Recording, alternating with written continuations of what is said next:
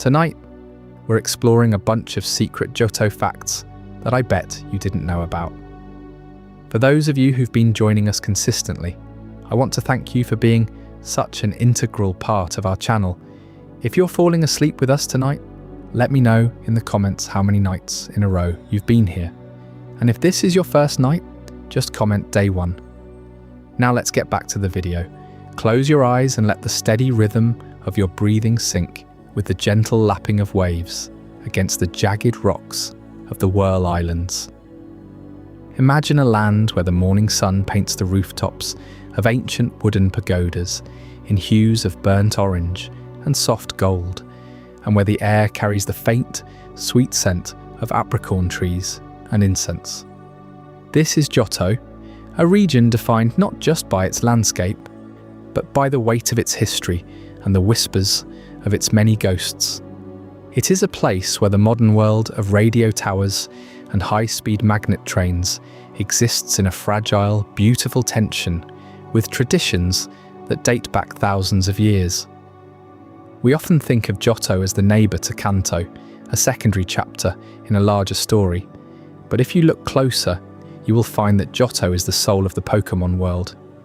It is the cradle of myth, a land that remembers when the sky and the sea were ruled by guardians who lived among men, and when a single bolt of lightning could change the course of destiny forever.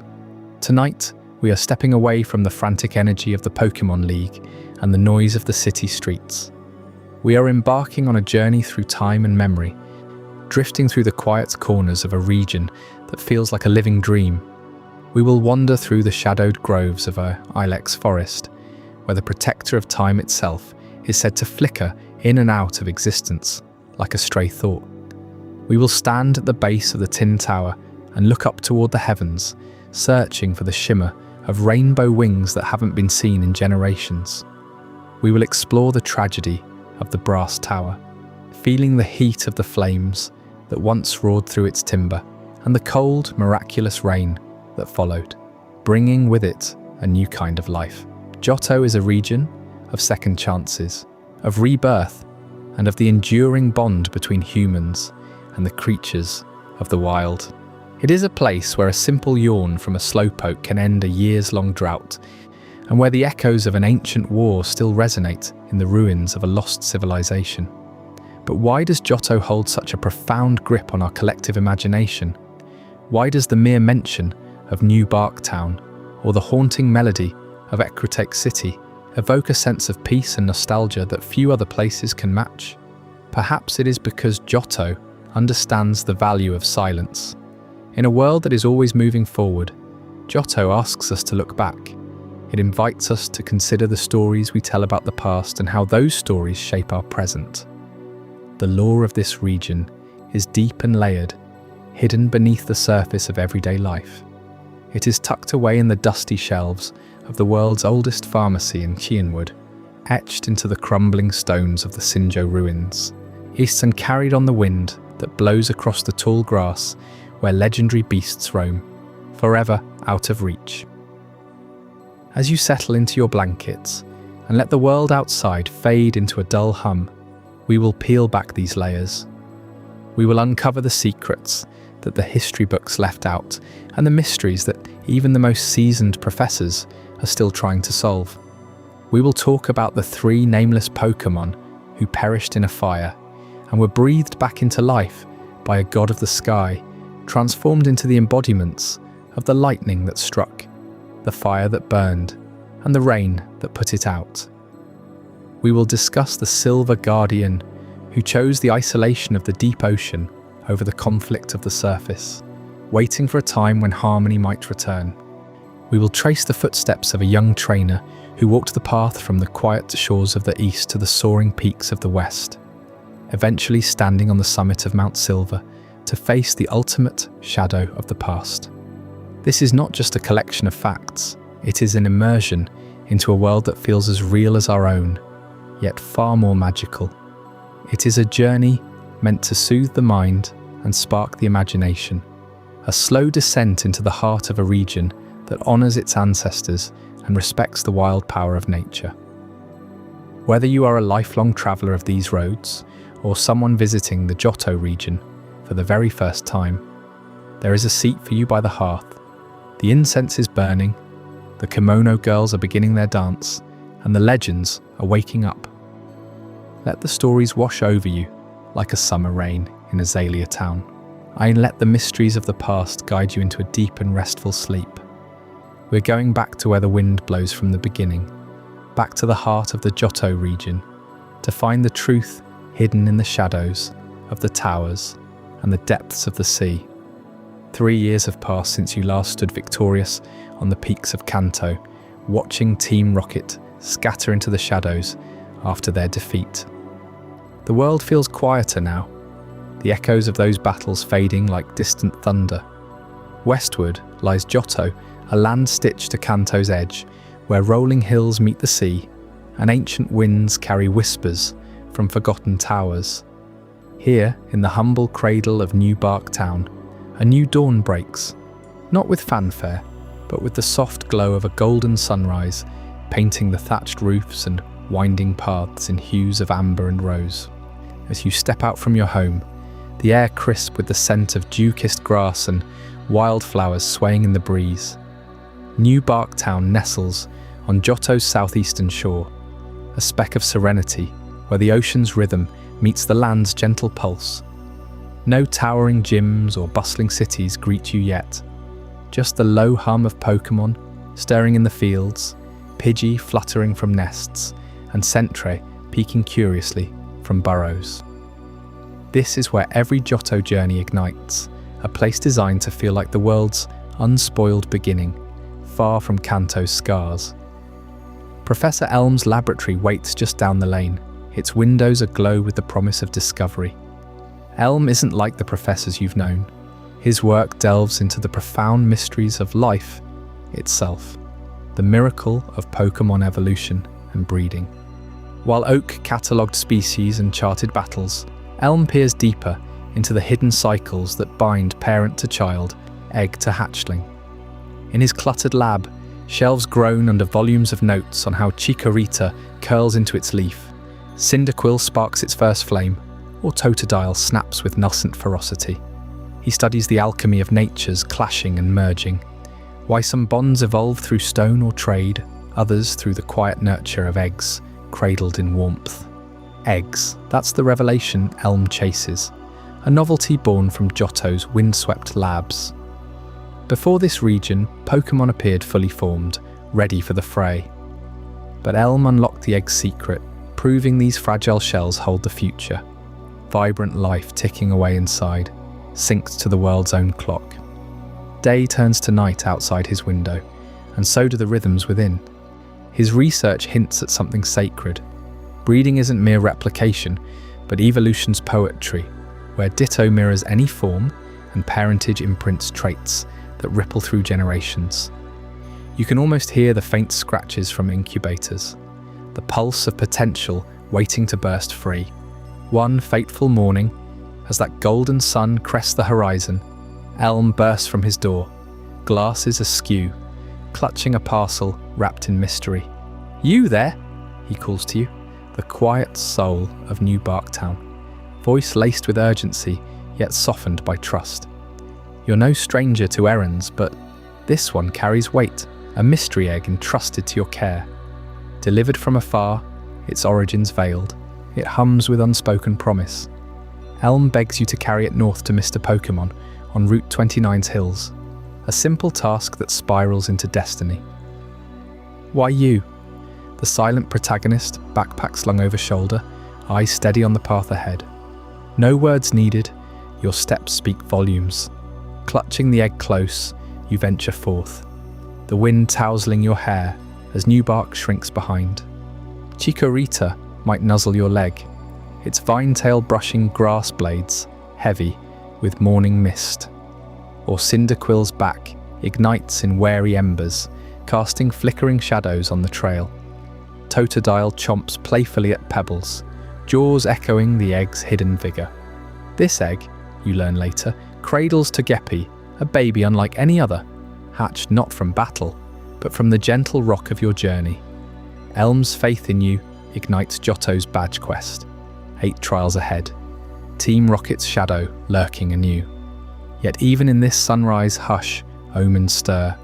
Legends whisper of beasts reborn from fire. Guardians fled from towers aflame.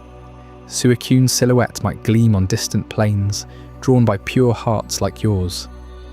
Elm's Egg isn't just cargo, it's Johto's bridge from Kanto's chaos to Harmony's fragile hope. Your silent resolve carries it forward, past rustling trees and hidden dens, into a region woven from ancient yawns that summoned rain and pharmacies, brewing elixirs older than memory.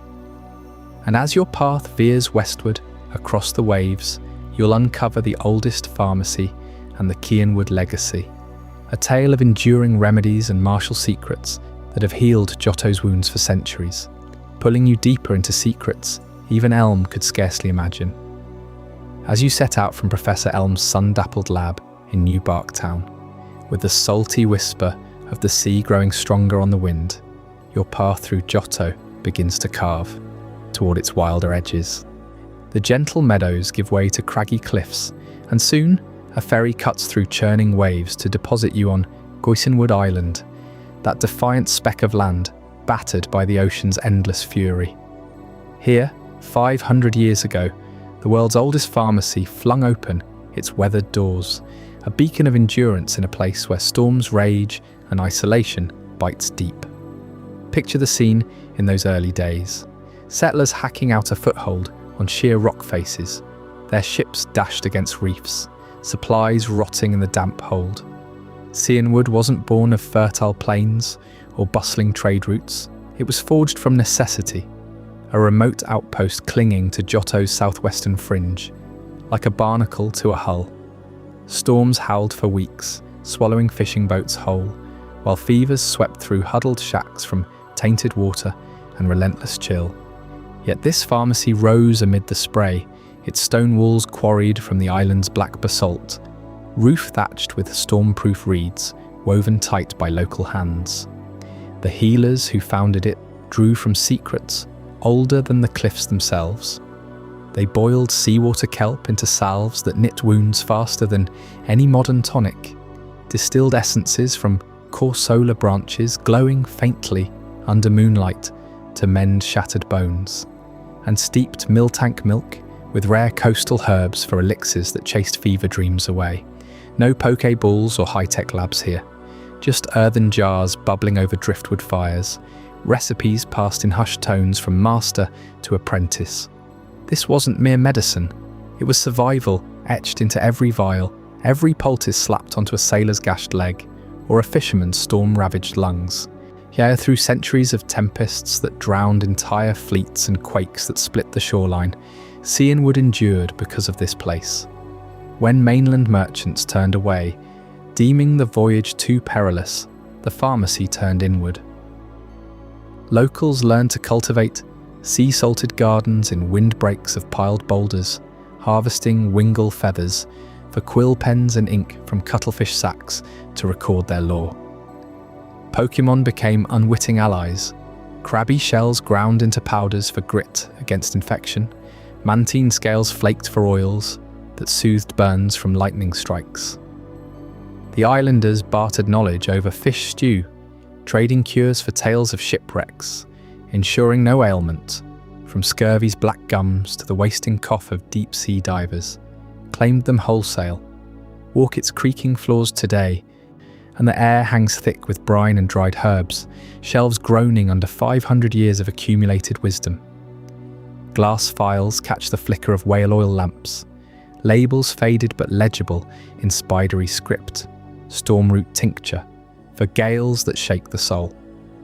Behind the counter, apothecaries still grind pastes by hand, their fingers calloused like the fishermen's, whispering incantations that blend old Johto shamanism with Pokémon synergy.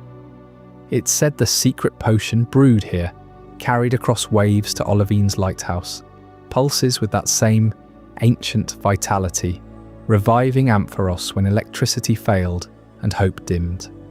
But Cianwood's legacy pulses strongest in its people, hardened like the waves that sculpt its coast. Enter Chuck's gym, perched where land meets sea in a fortress of sweat and stone. The fighting dojo master doesn't coddle.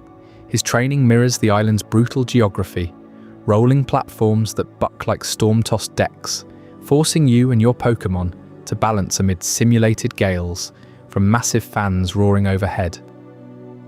Chuck himself, broad as a Machamp and twice as unyielding, barks commands, while waves crash audible through salt-crusted windows. His Poliwrath smashes with fists like pounding surf. His Primeape charges with the fury of a cliffside avalanche. This grueling regimen isn't whimsy, it's Cianwood distilled. The coastline's jagged arms reach into frothing whitecaps, where tides yank at your footing and winds howl secrets from distant Sinnoh shores. Trainers who conquer Chuck emerge not just badge-bearing, but remade, legs steady as basalt, resolve tempered like the pharmacy's brews. He trains you to weather Johto's hidden trials, much as the islanders endured isolation, body and spirit aligned against the elements. Fail here, and the sea claims you. Succeed, and you carry that resilience inland, where softer lands await.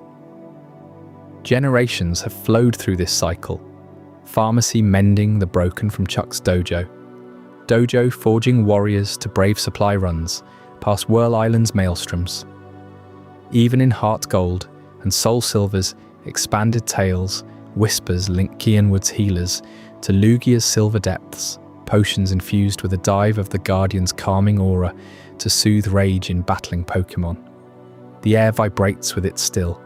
Salt on your tongue, roar in your ears, the faint herbal tang that says this outpost didn't just survive, it thrived, a living testament to Johto's unyielding heart. And as you sail back from those rugged shores, muscles aching from Chuck's trials, and a fresh secret potion weighing your pack, the mainland unfolds with new mysteries. Parched earth and forgotten wells beckon next, where a town's salvation hinged on a yawn that broke the heavens.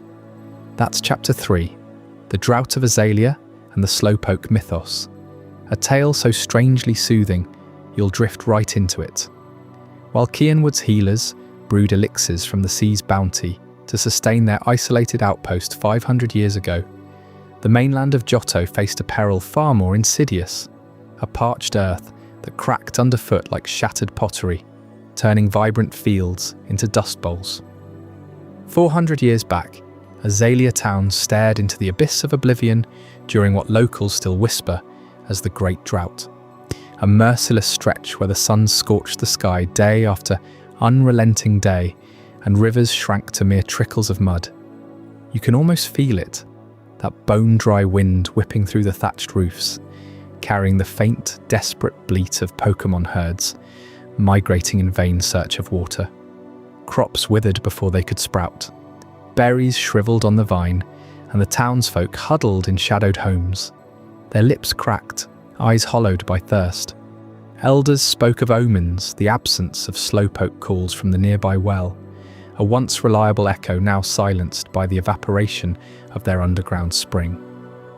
Desperation mounted as wells ran dry one by one, forcing families to ration every drop from dew-kissed leaves at dawn.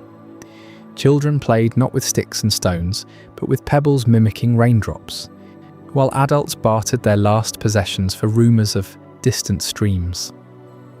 In the heart of this torment lay the Slowpoke Well, not just a cavern gouged into the hillside, but a lifeline etched into Azalea's soul, a dim echoing chamber where colonies of Slowpoke had slumbered for generations, their pink tails dangling into the cool waters below. Legend holds that as the drought peaked, with the town on the brink of abandonment, a lone slowpoke stirred from its torpor.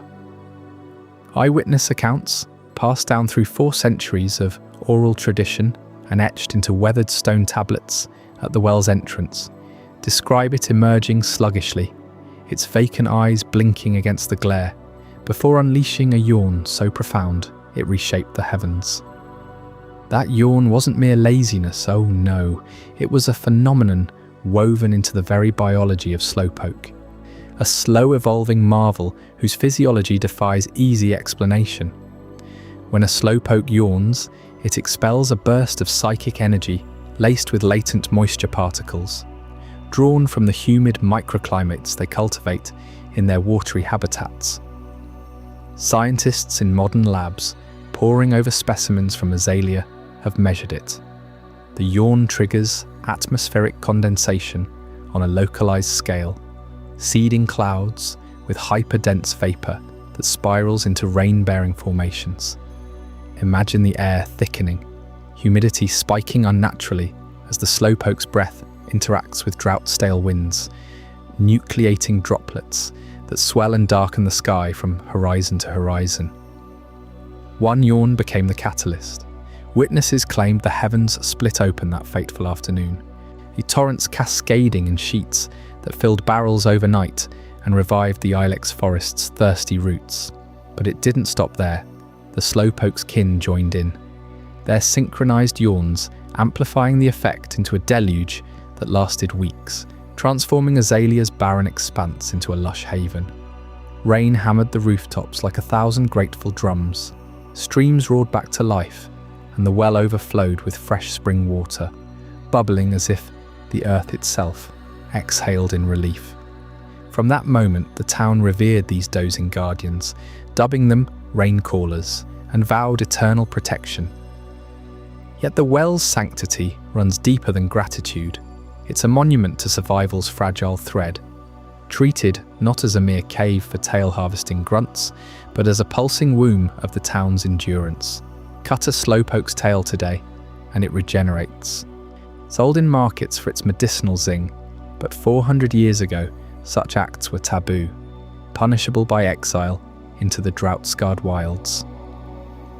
Pilgrims still descend the moss-slick ladders, leaving offerings of oran berries and soft chants, feeling the damp air heavy with the slowpoke's rhythmic breathing. The walls veined with bioluminescent fungi, whisper of near extinction averted, each echo a reminder that harmony with Pokémon isn't folklore, it's etched in the strata of Johto's soil. This bond turned Azalea into a beacon of resilience, its people evolving customs around the well. Annual yawn festivals, where mock yawns invoke bountiful harvests, and guardians patrolling against intruders, like those Team Rocket thugs who later dared disrupt the radio signals echoing from its depths.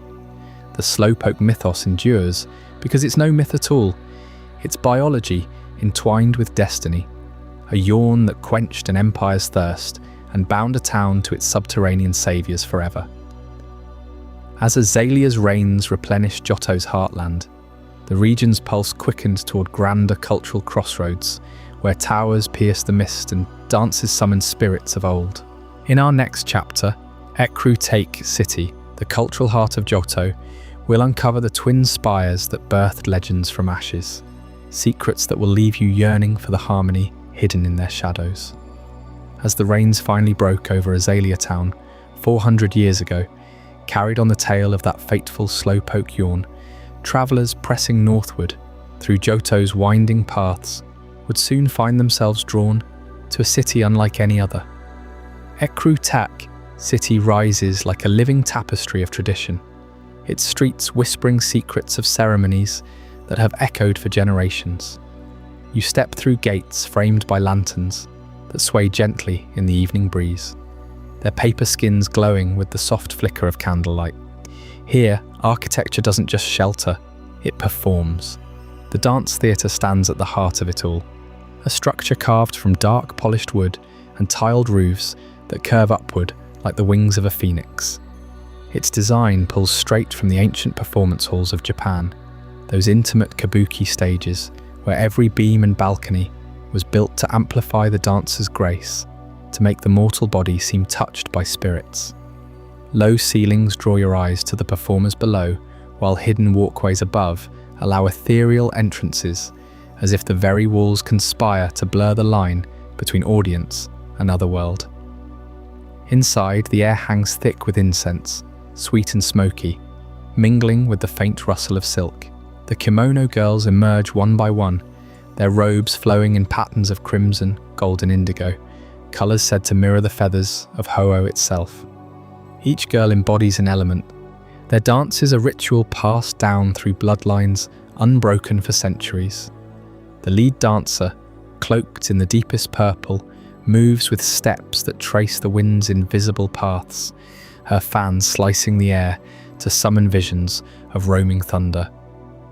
These aren't mere shows, they're invocations, architecture, and movement fused to honour the guardians who once watched over this land.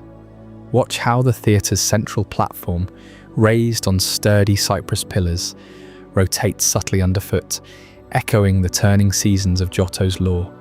The walls, adorned with murals of flickering flames and cascading rains, seem to shift in the lantern light, pulling you deeper into the performance. This is no accident of design. Every angle, every shadow is inspired by shrines where the living commune with the divine. Theatres built not just for entertainment, but to bridge realms. Ecruteak itself pulses with that purpose, its skyline dominated by twin spires that pierce the clouds, one gleaming like fresh forged silver, the other scarred by time's cruel hand. And oh, the leaves.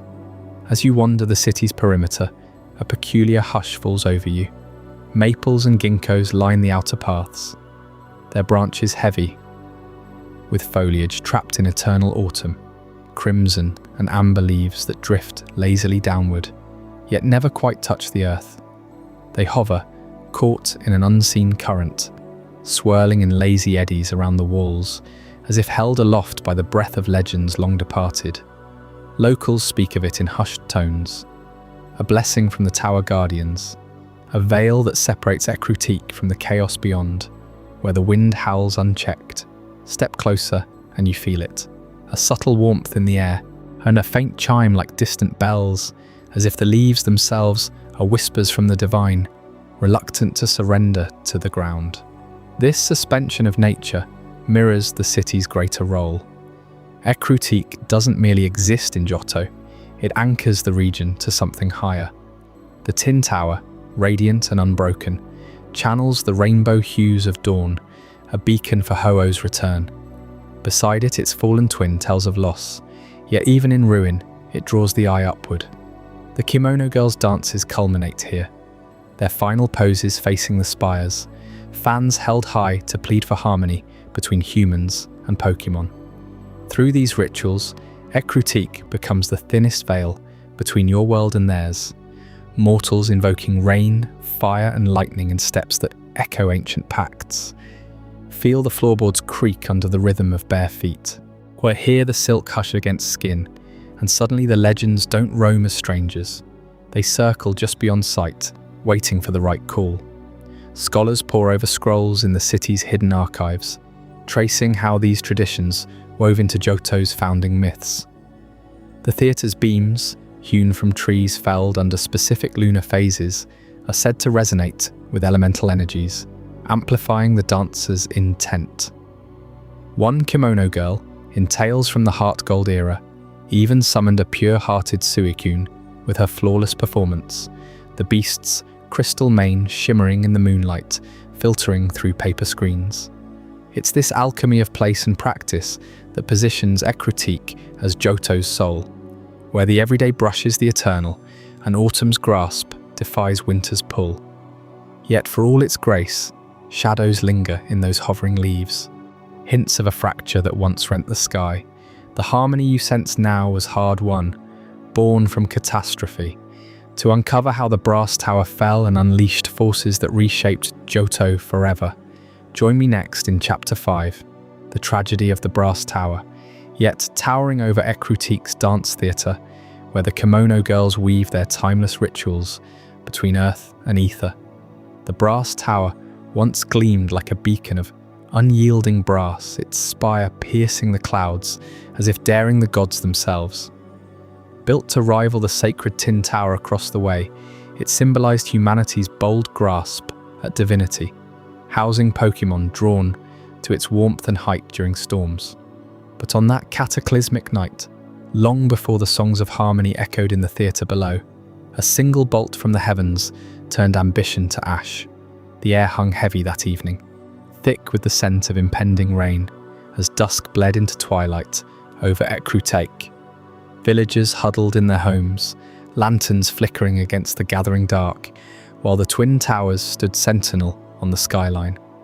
The brass tower, ever the taller of the pair, sheltered a trio of unremarkable Pokémon who had sought refuge within its sturdy base.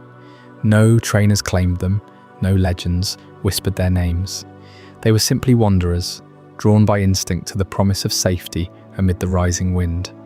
The first minute unfolded in deceptive calm. At precisely the stroke of the 8th hour, as the old sundial in the city square ticked past, distant thunder grumbled like a waking beast. Flashes lit the western horizon, painting the brass tower in fleeting silver, its brass facade catching the light like molten veins. Inside, the 3 Pokémon stirred, a sleek electric yellow feline with fur that sparked faintly in the gloom, a sturdy volcanic canine whose coat smouldered with inner heat, and a graceful, watery quadruped whose hide shimmered like mist-kissed streams. They were nameless then, just as they remain in the scrolls of Ecruteak's elders, ordinary souls amid hundreds of others nestled in the tower's chambers. By the 9th minute, the storm's fury quickened. Gusts howled through the streets, whipping lanterns into wild arcs and scattering cherry blossoms like frantic spirits. Rain lashed the rooftops in sheets, drumming against the brass tower's unyielding walls. Up in the tin tower, Ho-Oh perched vigilant, its rainbow plumage dimmed by the onslaught, sensing the imbalance brewing. But the brass tower, proud and unprotected, began to hum with static, its metal frame conducting the sky's rage. Minute 10. The sky cracked open. A jagged fork of lightning arced from the roiling black clouds, slamming into the tower's pinnacle with a deafening roar that shook Ecruteak to its foundations. Brass melted in an instant, glowing white-hot, and flames erupted from the summit, hungry tongues licking downward. Screams pierced the night, not human, but the raw cries of Pokémon trapped within as superheated air turned breath to fire. 11th minute. Panic surged through the tower's levels. The nameless 3 bolted from their nook, fur singed by falling embers, but the blaze spread with merciless speed. Wooden beams, long hidden behind the brass cladding, ignited like tinder, and smoke billowed thick and choking, blotting out escape routes. The electric feline dashed upward, as sparks flying in futile defiance. The fiery canine pawed at a collapsing stairwell, bellowing heat that only fed the inferno. The aqueous ones summoned desperate sprays of water, but steam exploded back in their faces, scalding flesh. Minute 12, the structure groaned, brass buckling under the blaze's assault. Villagers poured into the streets, faces pale in the firelight, shouting for aid that none could give. Ladders toppled in the gale, water buckets emptied to vapour before reaching the base. Ho-Oh circled overhead from the tin tower, wings cutting through the storm, but even its sacred presence recoiled from the conflagration's intensity. Below, the 3 Pokémon converged in the heart chamber, backs pressed together, eyes wide with the primal terror of extinction. 13th minute. The flames claimed their toll, and the electric one's body convulsed in a final arc of lightning, then slumped charred and still. The fiery canine curled into a smouldering husk, its inner blaze quenched by overwhelming death. The watery quadruped collapsed last, desiccated and brittle, waves of mist evaporating into nothingness. Hundreds more perished in the chaos, birds plummeting from upper perches, rodents suffocating in the smoke, but these 3, entwined in their final stand, etched themselves into eternity. No cries lingered, silence fell amid the crackle. 14th minute. The tower's spire sheared away, crashing through floors in a cascade of molten brass and splintered stone. The fire raged unchecked, illuminating Ecruteak like a false dawn, casting long shadows that danced like vengeful ghosts. Ho-Oh descended once, a radiant blur, but sorrow held it back. Humanity's hubris had invited this doom, and the Guardians sensed the fracture widening. 15th minute. The blaze peaked, then ebbed as rain finally penetrated the ruins. hissing into steam clouds that shrouded the wreckage. By dawn's hesitant light, the brass tower stood gutted, its once golden sheen twisted into blackened scars, a skeletal finger accusing the sky. The villagers wept at the base, tallying the lost, but whispers already stirred of miracles amid the ash. That strike, compressing eons of tension into 15 devastating minutes, scarred Johto's soul forever. The brass tower was never rebuilt to its former glory, its walls left charred and warped, a deliberate monument to hubris and loss. Renamed the Burned Tower, it looms as a permanent blight on Ecruteak's skyline, a jagged reminder opposite the pristine tin tower, where Ho-Oh's absence echoes like a hollow vow. Lugia, too, vanished into the Whirl Island's depths, both legends withdrawing from a world that had betrayed the bond. Those three nameless Pokémon, the lightning-touched feline, the flame-hearted canine, the rain-weaving quadruped, perished without fanfare, their forms indistinguishable in the rubble from countless others. Yet their deaths birthed something transcendent, a resurrection that would roam Johto's wilds, seeking purity amid the strife they fled. In Chapter 6, The Resurrection of the Legendary Beasts, we'll uncover how those charred remains stirred to life, forever altering the land's legends, what fortified death itself, and why these reborn roamers still haunt the grasslands today. As the inferno raged unchecked within the brass tower, claiming the lives of those three nameless Pokémon trapped in its heart, a hush fell over Ecruteak City. The air thickened with smoke and sorrow, the crackle of flames drowning out the cries of the gathered crowd. Humans stood frozen, their faces illuminated by the hellish glow, whispering prayers to forgotten gods. They had seen the lightning's fury, felt the earth shudder, but what came next would etch itself into Johto's soul forever. From the storm-racked skies above the neighbouring tin tower, a radiant figure pierced the clouds. Ho-Oh, the majestic guardian of rainbows and rebirth, descended in a cascade of shimmering light. Its wings, vast as the horizon, unfurled like molten gold, scattering prismatic sparks that danced through the downpour. The phoenix-like Pokémon hovered over the smouldering ruins, its eyes glowing with an otherworldly compassion. This was no mere bird of legend. Ho-Oh embodied the cycle of destruction and renewal, a divine force drawn by the tragedy unfolding below. With a resonant cry that echoed like thunder wrapped in melody, it extended its talons toward the charred heart of the brass tower. Winds howled in response, whipping embers into swirling vortices. Ho-Oh's feathers pulsed with ethereal energy, channeling the raw forces of nature itself. Divine intervention unfolded in that suspended moment, life force pouring from the Rainbow Guardian, weaving through the ashes like threads of fate. The crowd below gasped as the air hummed with power, the scent of ozone mingling with scorched stone. Ho-Oh wasn't just witnessing the loss, it was rewriting it, pulling the departed spirits back from the void. And then the rebirth ignited. From the epicenter of the blaze, bolts of crackling lightning erupted skyward, coalescing into a sleek, saber-toothed form. Raikou burst forth, its fur a storm cloud, alive with electricity, yellow manes sparking wildly. This was the embodiment of the lightning that had started it all. Untamed, ferocious, a predator born of thunder's wrath. Raikou's eyes flashed crimson, paws thundering against the tower floor as arcs of plasma leapt from its body, illuminating the night like a living tempest. It shook off the soot, roaring with the fury of 1,000 storms, its speed a blur that outpaced the eye. Flames twisted next, surging upward in a pillar of pure inferno. Entei emerged roaring, its volcanic coat rippling with molten heat, mane a crown of eternal fire. The air warped around it, shimmering from the sheer intensity, as embers trailed in its wake like falling stars. Born from the conflagration that consumed its former self, Entei represented unquenchable fire, fierce protector, destroyer, and hearth all in one. Its breath scorched the stones black, a bellow shaking the weakened tower walls, as if challenging the heavens that had birthed it anew. Finally, as the rains began to pour in sheets summoned by Ho-Oh's presence. Crystalline waters rose from the puddles below.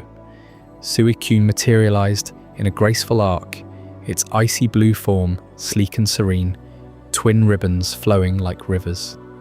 The north wind's embodiment, it purified the tainted air with each step, raindrops beading on its fur like jewels. Suicune's gaze held quiet wisdom, a counterpoint to its siblings' rage, at its presence cooling the fury and washing away the grief. Together, the three beasts stood amidst the ruins, Raikou crackling, Entei blazing, Suicune glistening, miracles forged from tragedy. Ho-Oh lingered only long enough to witness their first breaths, then ascended once more, vanishing into the rainbow-streaked dawn. The humans below, awestruck and trembling, had borne witness to the impossible. Cheers turned to murmurs of fear as the beasts turned their gazes earthward. These weren't gentle creatures of folklore, they were primal forces, raw and unbound, eyes reflecting the trauma of fire and loss. Whispers spread through the crowd. Had the gods cursed them? Were these avengers or abominations? Sensing the growing unease, the legendary beasts bolted. Raikou vanished in a streak of lightning, Entei in a burst of flame, Suicune in a swirl of mist. They fled into Johto's vast tall grasses, those endless seas of green swaying under the wide skies. The human stares burned into them, a reminder of the divide widened by that night. Distrust festered. The beasts, reborn yet haunted, sought solitude in the wilds, roaming forever as elusive guardians. Johto's grasslands became their sanctuary and prison, where they watched humanity from afar, yearning for the harmony shattered in the flames. Yet the story of that divine descent rippled far beyond Ecruteak's borders. Ho-Oh's act of mercy came at a cost, fracturing bonds between sky and sea in ways that would echo through the ages.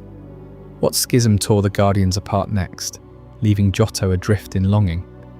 Ho-Oh's radiant feathers still shimmered with the embers of resurrection as it circled the charred ruins of the brass tower one final time, its cry echoing like a lament across Ecruteak's rooftops. But in that moment of divine fury turned mercy.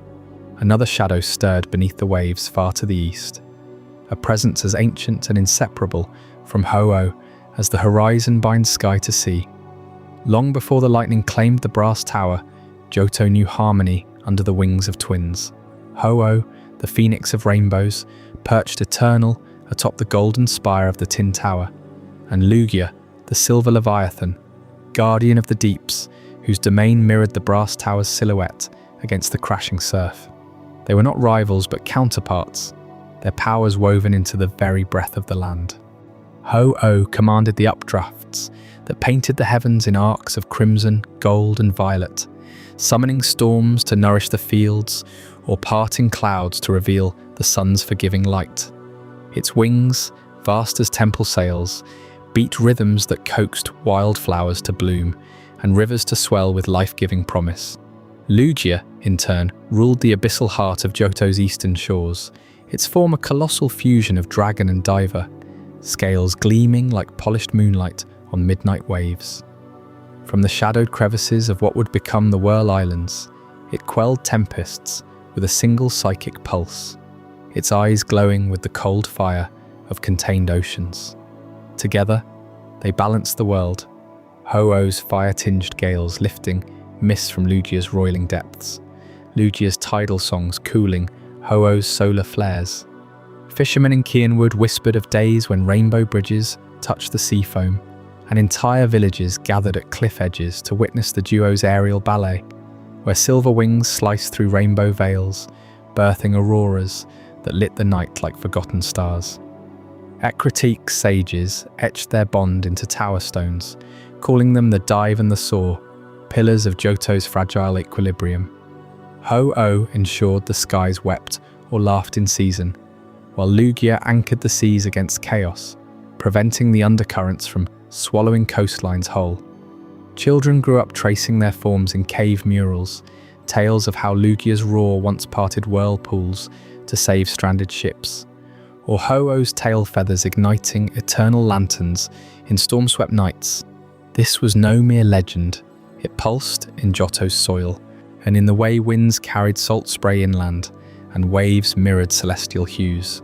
Yet the brass tower's inferno shattered that sacred pact, as Ho-Oh descended to breathe life into the fallen beasts. Raiku's electric fury, Entei's molten heart, Suicune's purifying cascade. Lugia felt the tremor through the earth's veins.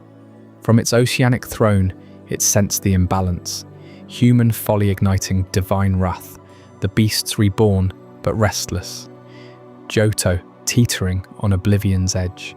Ho-Oh's miracle was a beacon, but Lugia knew its own might dwarfed even that. A single, unfurled wing could unleash psionic gales capable of rending mountains, summoning maelstroms that would drown cities in psychic tempests. Its power was not a gift to wield lightly. It was cataclysm, cloaked in serenity, a force that could unmake the harmony it once upheld. Yet in the fire's aftermath, as Ho-Oh wheeled away from the smouldering towers, Lugia made its choice, not in anger, but in profound solitude. It withdrew, not to abandon Johto, but to shield it. Deeper into the Whirl Islands it plunged, those labyrinthine atolls of jagged rock and eternal fog, where whirlpools churn, like living hearts, and caves echo with the planet's own pulse.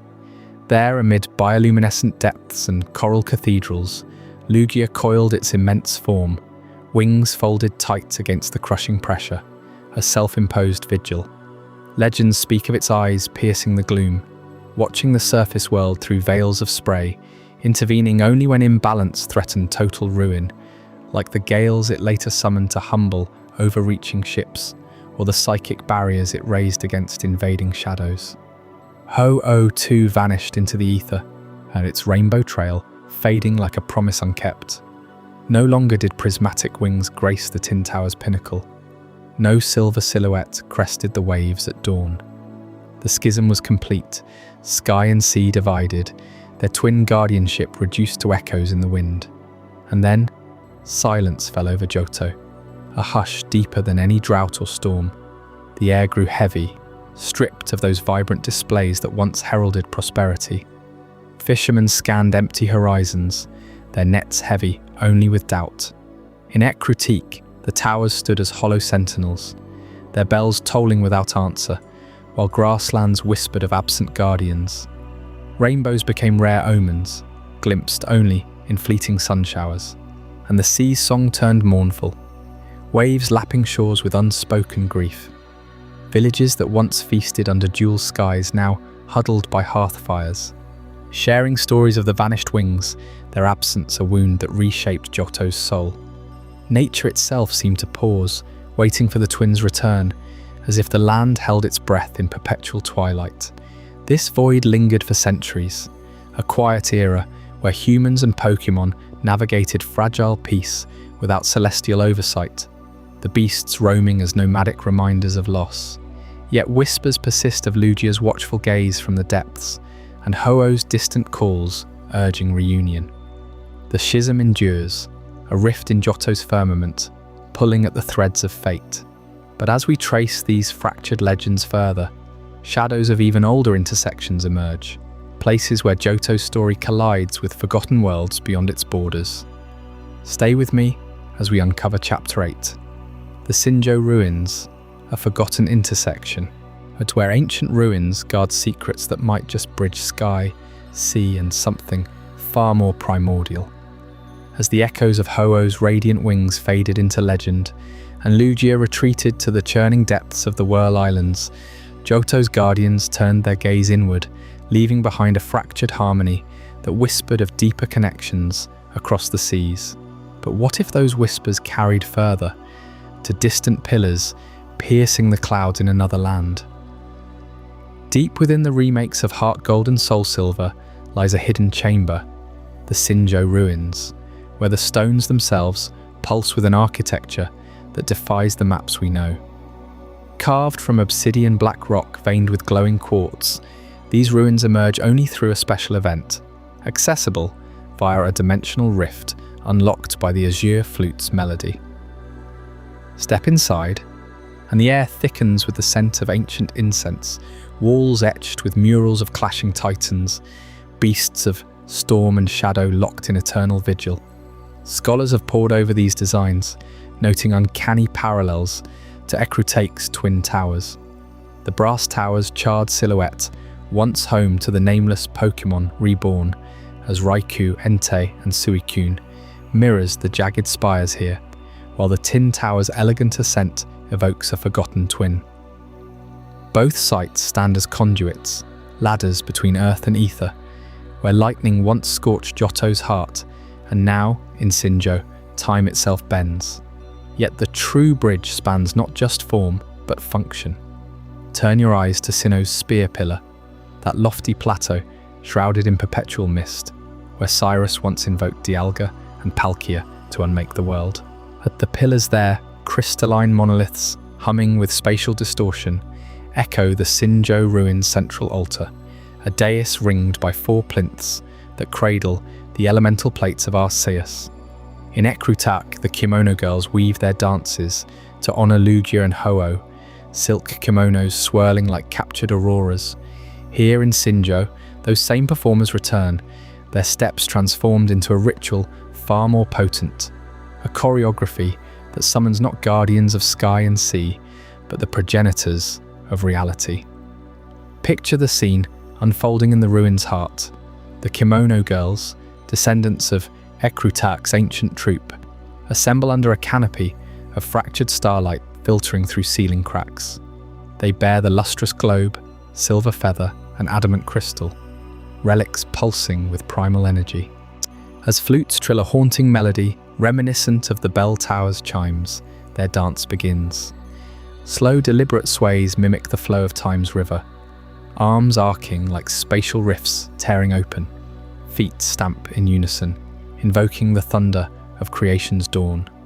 One by one, they place the plates upon the altar, azure for Dialga, the Lord of Time, whose diamond-hard form materializes first, chest dial spinning forward and back, bending moments into loops you can feel in your bones.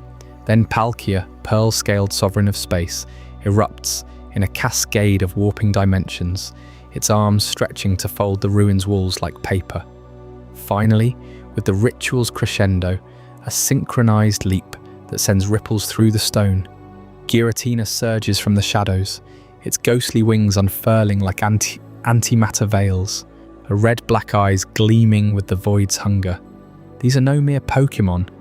They are the creators, the architects, Dialga forging epochs from nothing, Palkia weaving infinities between atoms, Giratina devouring the distortions they leave behind. Arceus, the Alpha, remains absent, yet its plates attest to a presence overseeing it all, a divine handprint on Johto's soil. But how did such power embed itself in Johto? The maps of the Pokémon world tell a tale of separation. Johto hugging Kanto's western flank, Sinnoh looming far north across storm-tossed waves. Official charts show oceans dividing them, yet whispers persist of an unconfirmed landmass, a submerged bridge hinted at in developer notes and fan reconstructions from Heart Gold and Soul Silver's code.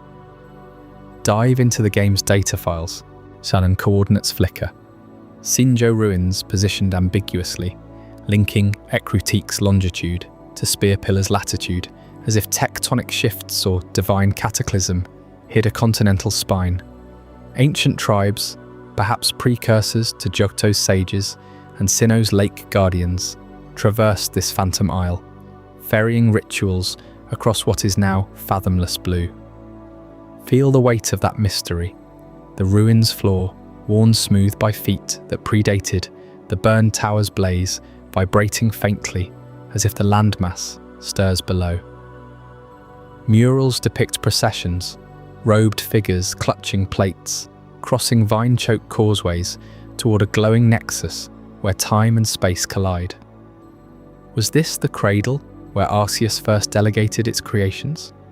Did Johto's legendary beasts roam these paths before the fire scattered them? The Kimono Girls' dance, evolved from Ecruteak's theatre, suggests yes, a living thread passed through generations, activating only when the stars align with the flute's call. Legends swirl around this intersection. Some say the unconfirmed landmass sank during the same strife that drove Ho-Oh and Lugia away, a punishment for hubris in summoning forces too vast. Others point to Celebi's time ripples, preserving fragments amid Johto's timeline. In the ruins, as Dialga's roar shakes loose dust from the arches, you glimpse echoes, Suicane's purifying streams, twisting into Palkia's portals, Raikou's lightning arcing like Dialga's temporal storms. It's no coincidence. The architecture binds them, towers and pillars as antennae for the divine. Explorers who've accessed Synjo speak of lingering after effects, the air shimmering with phantom hours, shadows lengthening unnaturally. One plate left behind crafts your own legendaries, imprinting their essences onto eggs that hatch into custom Dialga or Palkia forms, a nod to the creator's malleability. Yet the ritual demands precision. Falter in the dance, and the ruins seal shut, guardians retreating to their realms.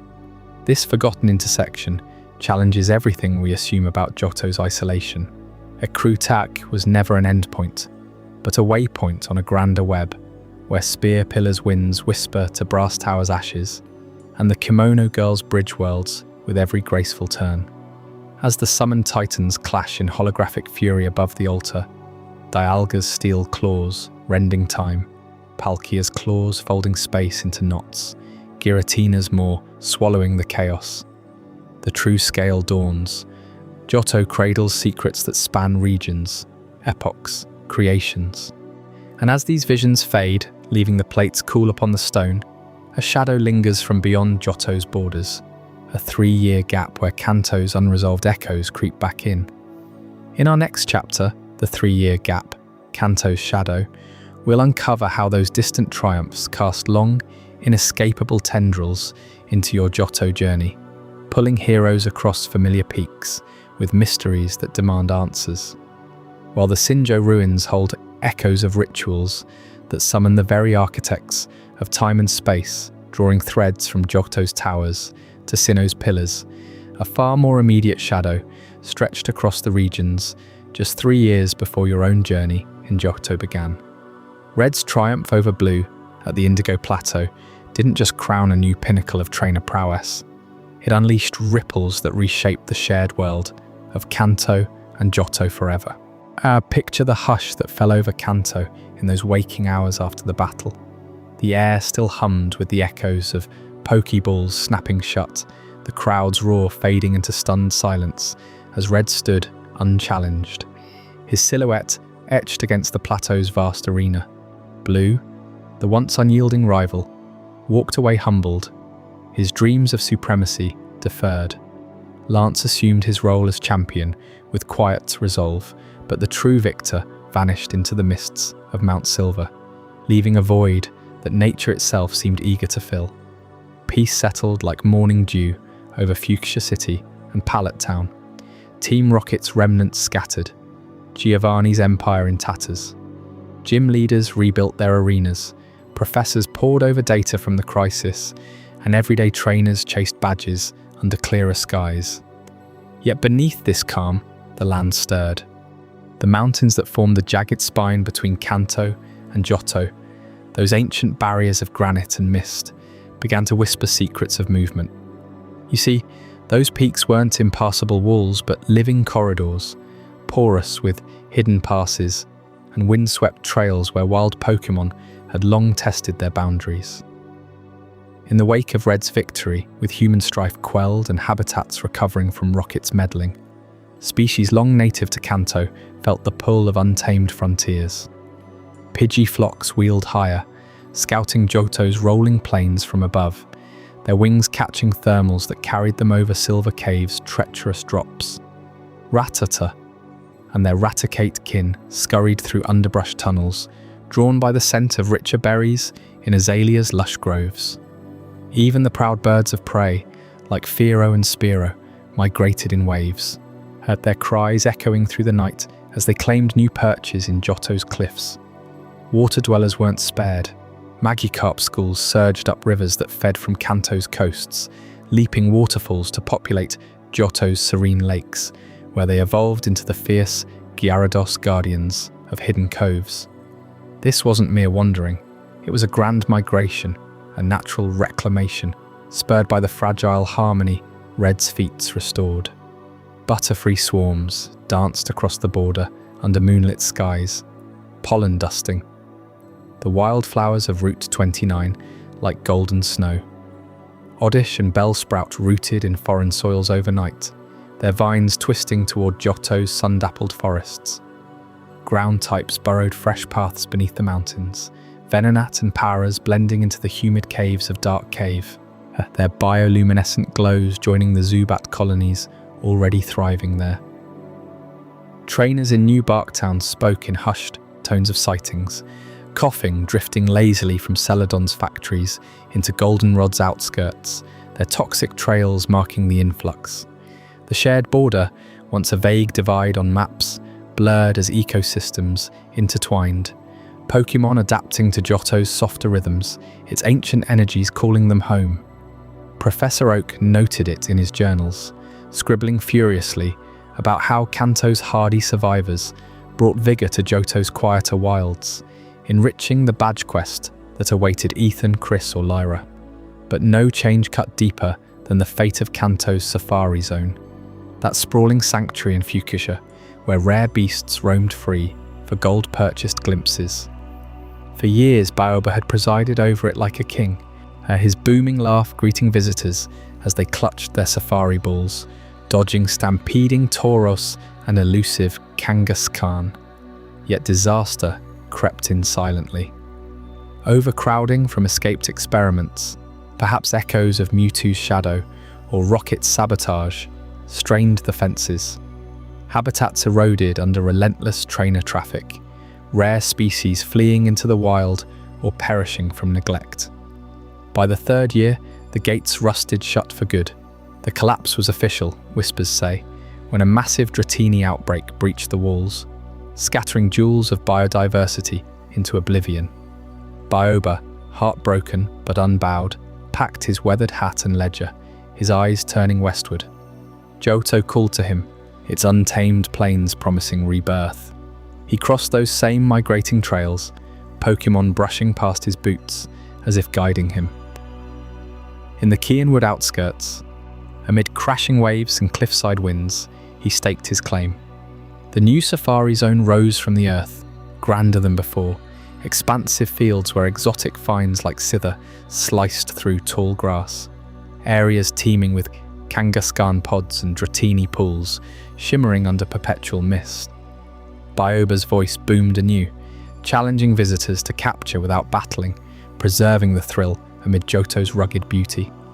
This expansion wasn't just business, it symbolized the merger, Kanto's rarities now thriving under Johto's watchful skies, drawing trainers from afar and weaving the regions tighter. The old pharmacy in Cianwood supplied antidotes for close calls. Slowpoke tales from Azalea spiced the local markets, and the influx fueled a subtle economy of Pokeballs and potions traded across the peaks. As these migrations pulsed and Baoba's venture took root, subtle tensions simmered beneath the surface. Whispers from Goldenrod's radio tower spoke of old shadows regrouping in the underbelly, of Olivine's ports, forgotten grudges stirring like embers in ash. The 3-year gap closed, and your egg from Professor Elm hatched into something pure amid the gathering storm. That storm builds to a fever pitch in Chapter 10, the underground resurgence of Team Rocket, where a criminal empire claws its way back from the grave, threatening everything these migrations and rebuilds fought to protect. You won't believe how they slithered into Johto's heart. Before we dive deeper into this incredible journey, I'm curious, where in the world are you watching this from? Drop a comment below and let our global community know. And if you're finding this as mind-blowing as I am, hit that like button to help more people discover this story. As those Pokémon species wandered freely across the jagged mountain borders, dividing Kanto from Johto, drawn by whispers of new habitats and shifting seasons, a far less benevolent migration took hold in the shadows. Ruthless operatives, cloaked in black uniforms emblazoned with that infamous red R, slithered back into Johto's forgotten corners, their ambitions reignited like embers in a dying fire. Giovanni, the once unassailable boss of Team Rocket, had vanished 3 years prior, his dreams of global domination crushed under the weight of a child's unyielding determination in the depths of Cerulean Cave. Whispers spread through underground networks that he sought solitude on some distant isle, perhaps nursing wounds or plotting anew, but his absence left a vacuum. Into that void stepped Archer, his second in command, a man whose gaunt features and piercing gaze hid a fanatic's zeal. Archer wasn't born to lead empires, he was forged in their ruins. With Giovanni gone, he saw not defeat, but opportunity, a chance to seize the reins and drag Team Rocket from the grave. Archer's plan was audacious, born of desperation. Johto, with its ancient towers and sleepy towns, seemed ripe for the taking, a region still healing from old legends, while its people dozed under the spell of tradition. He rallied the remnants, Proton's sly grins, Petrel's mimicry of loyalty, Ariana's venomous cunning, and his own unyielding command. They burrowed underground, quite literally, transforming the corroded silos beneath Mahogany Town into a throbbing nerve center. From there, signals pulsed out, coded transmissions on hidden frequencies, summoning grunts from Kanto's fringes and beyond. Archer preached revival, not as Giovanni's echo, but as something purer, more vicious, a syndicate unbound by one man's failures. Their first strike hit where Johto's heart beat slowest, Azalea Town, nestled in the misty embrace of Ilex Forest. The Slowpoke Well, that damp cavern revered for centuries, became their slaughterhouse. 400 years earlier, during a drought that cracked the earth like old porcelain, a lone slowpoke had yawned wide, unleashing a deluge that saved the town. From that miracle sprang legend, slowpoke as benevolent guardians, their tales prized not just for flavour, but for the faint psychic hum said to echo their rains-bringing ancestors. Locals harvested sparingly, with reverence, knowing each tale regrew over months of patient agony for the Pokémon.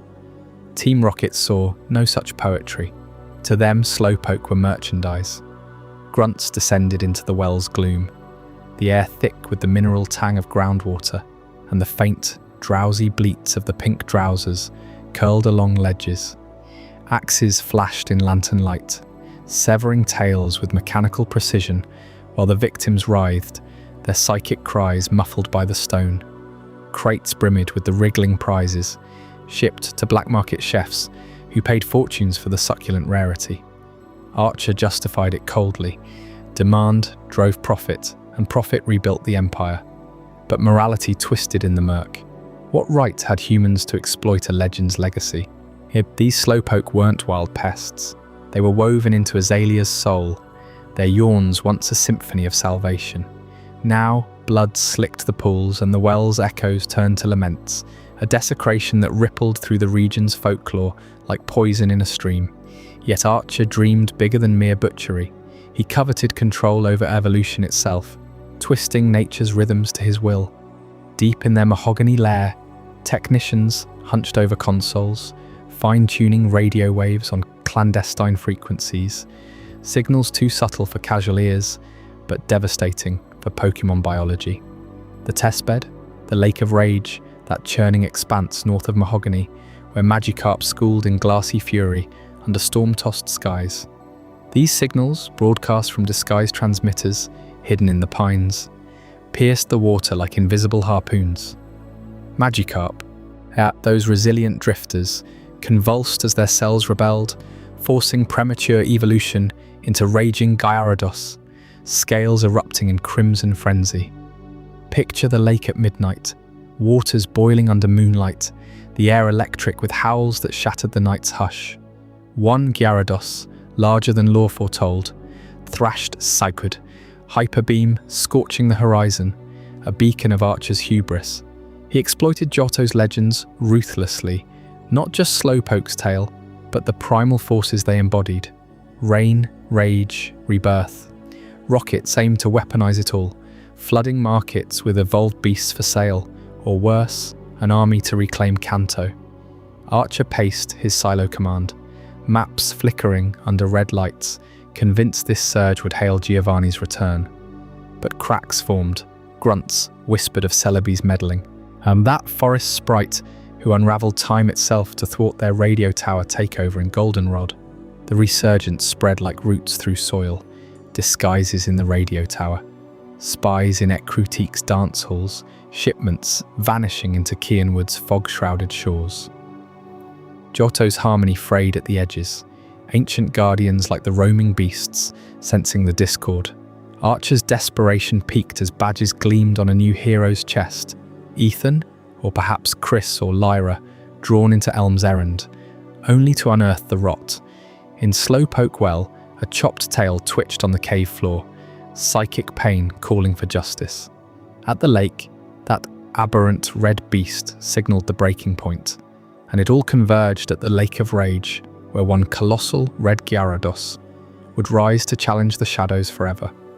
As Team Rocket's grip tightened around Johto's underbelly, their schemes slithered northward from the shadow depths of the Slowpoke Well, drawn by whispers of untapped power in the churning waters of the Lake of Rage.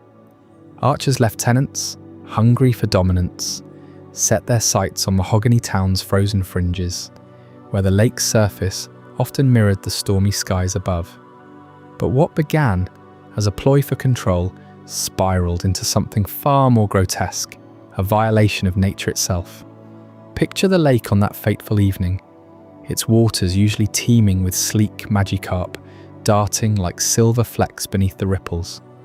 Fishermen from Mahogany spoke of sudden boils on the surface, massive thrashings that sent sprays of foam skyward, carrying the guttural roars of something awakened too soon. Then it emerged, a colossal serpent, scales blazing crimson against the twilight, her eyes wild with unbridled fury. The red Gyarados, not the deep azure of its kin, but a raw arterial red, as if the blood of the lake itself had seeped into its hide. Trainers scattered in panic, their lines snapping under the force of its hyper beam, carving craters into the shore.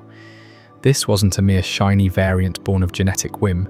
This was a monstrosity, a Pokémon ripped from its evolutionary cradle before its body could adapt.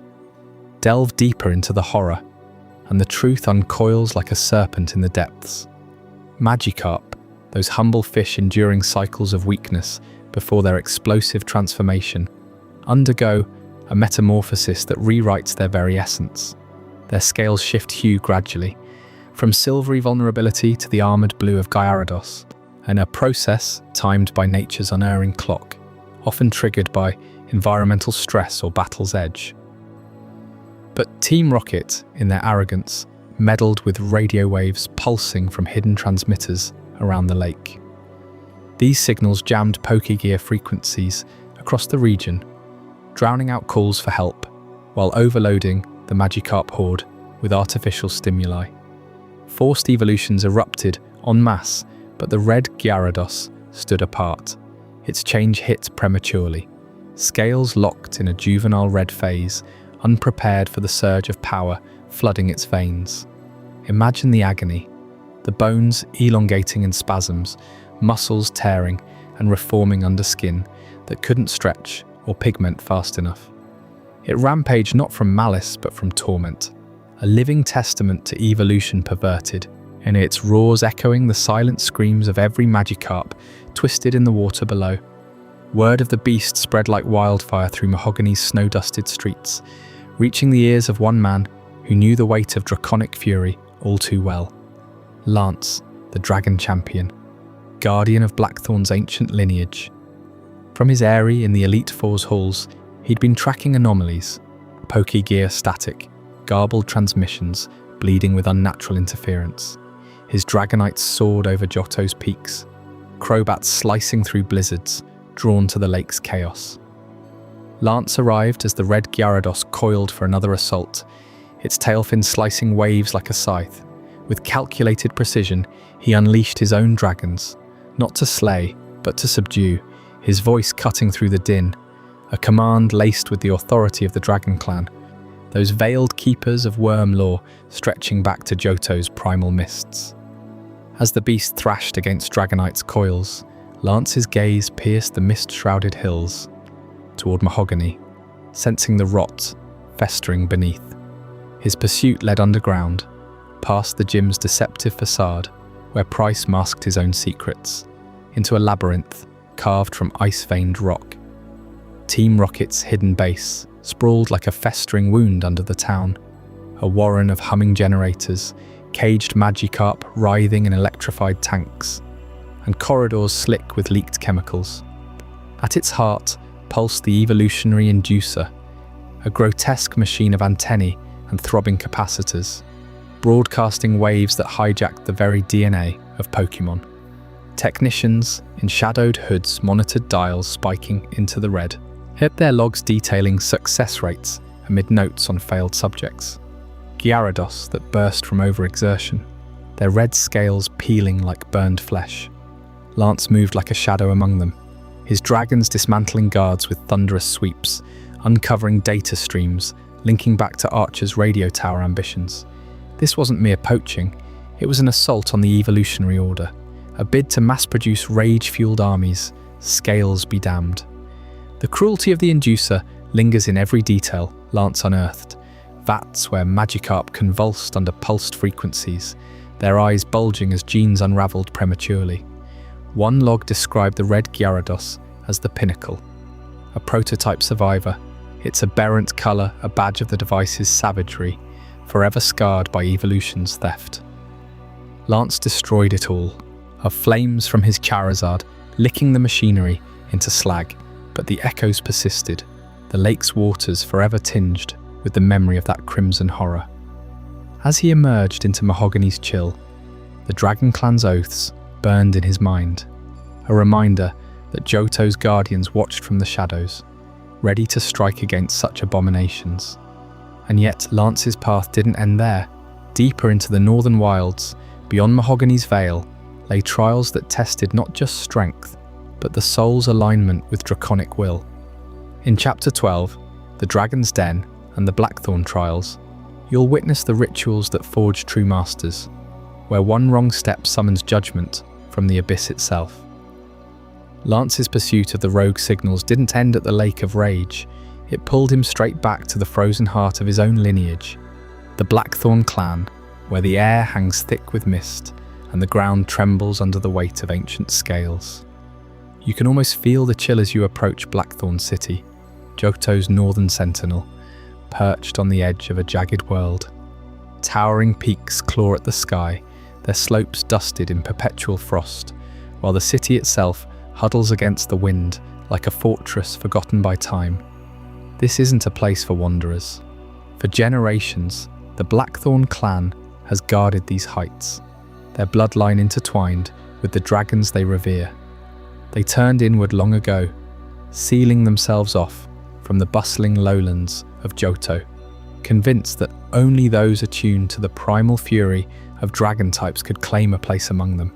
Whispers from elders speak of rituals stretching back centuries, where young initiates braved blizzards to commune with the colossal beasts slumbering in hidden lairs. The clan forges no alliances, trades no secrets. They worship Dratini, Dragonair, and Dragonite, not as tools for battle, but as living embodiments of the untamed wild, the raw force that shaped the mountains themselves. Outsiders who stumble too close hear the low rumbles echoing from the depths, warnings wrapped in thunder. To the Blackthorn, dragons demand more than obedience. They crave a soul worthy of their fire, and at the clan's core lies the Dragon's Den, a submerged cavern woven into the roots of Blackthorn Gym. Step inside and the world above fades. Bioluminescent fungi cast an eerie blue glow on walls slick with moisture, while hot springs bubble from fissures, steaming the air into a hazy veil. Here, the dragons make their true home.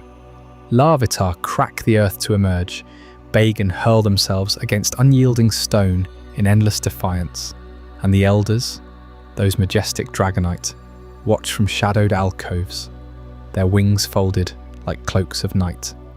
The clan tends these sacred grounds, offering rare berries and chants passed down through bloodlines, ensuring the dragon's power endures against the creeping decay of the outside world. Claire, the gym leader, and Lance's fierce kin, upholds this legacy with unyielding steel. Her arena overlooks the abyss, platforms suspended over swirling waters where her Kingdra lurks like a spectre from the deep. Trainers flock here, seeking the rising badge, that gleaming emblem of ascension. But few grasp the trial that awaits beyond victory. Beat her dragons in open combat, and she hands you not triumph, but a hollow shell. Strength alone? It's a fool's coin in the dragon's den. The true test comes in the depths, commanded by the Dragon Master himself, an enigmatic elder whose voice resonates like grinding stone. You descend into the den's inner sanctum, the heat pressing against your skin, the air alive with the musk of scales and sulfur. He doesn't battle you. No, he probes deeper. Power without wisdom is a blade turned inward, he intones, his eyes gleaming like polished obsidian. Prove your heart matches your Pokeballs. Recite the clan's oaths to the dragon spirits. Vow to protect their wild essence from exploitation. Fail, and even Claire's dragons reject you, their roars shaking the cavern until you flee, badge or no. This rite echoes the clan's isolationist creed.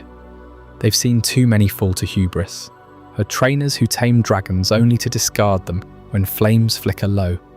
Strength crushes foes, but respect forges bonds eternal. Only those who pass emerge with the Master's seal, a simple stone talisman, pulsing with draconic energy, unlocking Claire's true badge. It's why so many leave Blackthorn humbled, their ambitions tempered in the den's unforgiving glow. And looming beyond it all stands Mount Silver, that colossal barrier etched into Johto's spine. Its peaks pierce the clouds, a labyrinth of ice and shadow, where blizzards howl eternal anthems. The clan reveres it as the dragon's final bastion, a geographical sentinel, sifting the worthy from the weak. Treacherous paths vanish under avalanches, crevasses swallow the unwary, and roaming tyrants like Tyranitar guard the summits with territorial wrath. Cross it, and you invade Kanto's frontier, falter, and it claims you. The Blackthorn trials prepare you not just for badges, but for this gauntlet, for only dragon-touched souls can brave the mountain's fury to face legends on the other side. In the Dragon's Den, you learn the dragons don't serve, they judge, and as Lance knew all too well during his signal hunt, ignoring that truth invites catastrophe, the clan's shadows stretch far, their trials a whisper of greater enigmas waiting in Johto's folds. But what happens when a simple delivery from Professor Elm spirals into encounters with time itself? Stick around for Chapter 13, The Mystery of the GS Ball and Celebi, where a shimmering orb hides secrets that could unravel the fabric of past and future. As you emerge from the shadowed depths of the Dragon's Den, the rising badge clutched in your hand like a hard-won secret, the crisp mountain air of Blackthorn gives way to the winding paths southward. Claire's warnings about true strength echo faintly, but Johto's true guardians watch from places far more elusive than any dragon lair. Deep in the heart of Ilex Forest, where ancient oaks twist like forgotten spells, and sunlight filters through leaves in eternal whispers, lies a shrine that holds the key to timelines unraveled and empires unborn. This is the Ilex Shrine, a weathered stone pedestal carved with swirling vines and cryptic runes, pulsing with the quiet life force of the woods themselves. Legend speaks of Celebi here, the mythical guardian known as the voice of the forest. Not just any protector, Celebi embodies the rustle of leaves in the wind, the hidden songs of roots delving into Earth's memory. It flits through time like a leaf on a breeze, mending the wounds humans inflict on nature's delicate weave. Wander too close without reverence, and the forest stirs. Pokémon emerge from the underbrush, eyes glowing with otherworldly warning, urging you to tread lightly. But attune yourself to the shrine's rhythm, and Celebi might appear, its emerald body shimmering, wings a blur of green light, offering glimpses of pasts that could have been. The mystery truly begins with the GS Ball, a peculiar artifact that bridges the shimmering gap between anime adventures and the denser lore of Heart Gold and Soul Silver. Picture it, a glossy sphere etched with golden initials, heavier than it looks, humming with an inner energy that defies ordinary Pokeballs. In the anime's Johto saga, Professor Oak entrusts this enigma to Ash Ketchum, sparking a chain of events that spirals into lost plotlines, episodes where Team Rocket chases spectral visions through misty woods, and the ball's contents tease revelations never fully resolved on screen. YGS. Gold and Silver, of course, the very games that birthed Johto. But in the games, it materializes as an event item, handed over after communing with the shrine's guardian spirit. Take it to Kurt in Azalea Town, the eccentric craftsman who shapes Alpracorns into balls by the well's edge, and he studies it in awe, sensing its temporal charge. That charge, pure Celebi essence.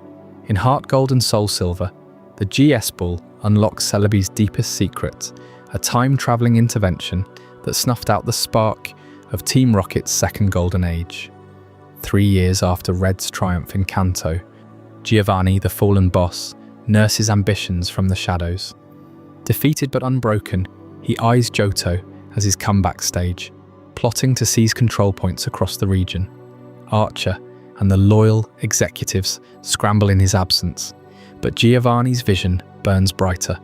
A full resurgence, radio waves bent to his will, Slowpoke tales fueling black markets anew. Yet history bends differently because of one forest sprite. On a hushed Sunday eve at Ilek's shrine, Celebi emerges, its eyes locking onto yours with knowing urgency.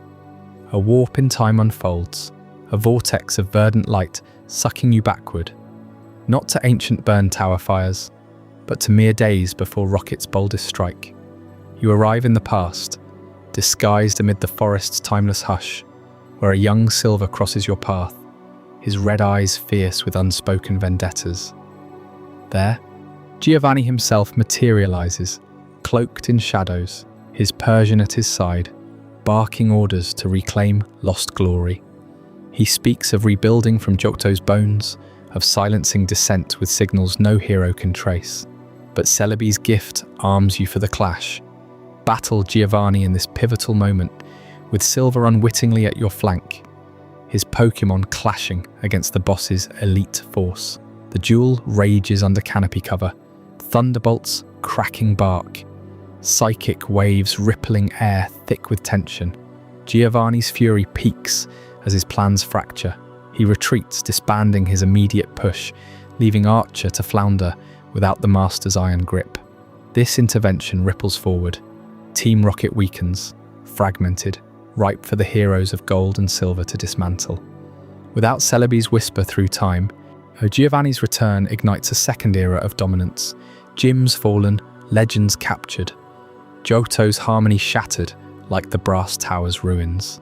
Instead, the forest's voice ensures balance, weaving Giovanni's defeat into the fabric of 3 years hence. Celebi's guardianship extends beyond this singular act. As the voice of the forest, it communes with every blade of grass in Ilex, every Pokémon hidden in glades. Folklore paints it as a healer of ecosystems, reversing deforestation's scars, calling forth herds of Lurun or swarms of Butterfree to restore wilted groves. In Crystal's code, it even roams Johto's wilds post-game, a fleeting green phantom evading Master Balls, only to grace the shrine eternally. The GS Ball then isn't mere container, it's conduit, linking anime's dangling threads. Where Ash glimpsed Celebi's plight against Rocket's grasp, to Heart Gold's crystallized history. Oak's delivery in the show foreshadows the game's event, a meta-nod from creators tying screen to cartridge, lost episodes echoing in shrine stones. Delve deeper into Ilex's lore, and the shrine reveals layers. Carvings depict Celebi dancing amid temporal loops, vines forming hourglasses that drip with sap instead of sand. Locals swear by night vigils, where fireflies form halos around the pedestal, and Celebi's cry, A melodic chime like wind chimes in a gale heralds bountiful harvests or averts storms. It's no coincidence Azalea's Slowpoke Well lies nearby. The yawn summoned rains 4 centuries past might trace to Celebi's subtle nudges, ensuring the forest's thirst aligns with human need. Even Mewtwo's cloned shadows, lurking in Johto's anime fringes, shy from Ilex, repelled by the Guardian's pure temporal aura. This web of mystery tightens around Team Rocket's veins. Archer's crew, Sans Giovanni's fire, resorts to desperation. Radio hacks in Slowpoke depths, rage signals at the lake. But Celebi's preemptive strike ensures their house of cards topples before the king's return. Imagine the forest holding its breath during that time rift, roots pulsing with borrowed futures as you alter the arc of villainy itself. Yet Rocket's final gambit brews in plain sight, a towering beacon where signals converge and hostages hang in the balance. In Chapter 14, The Radio Tower Siege, discover how Archer's endgame unfolds amid broadcasts gone silent, and the heroes storm a fortress of static and steel that could have rewritten Johto forever. With Celebi's ethereal hand steering time itself to shatter Giovanni's dreams of resurgence, Team Rocket's executives refuse to fade into obscurity.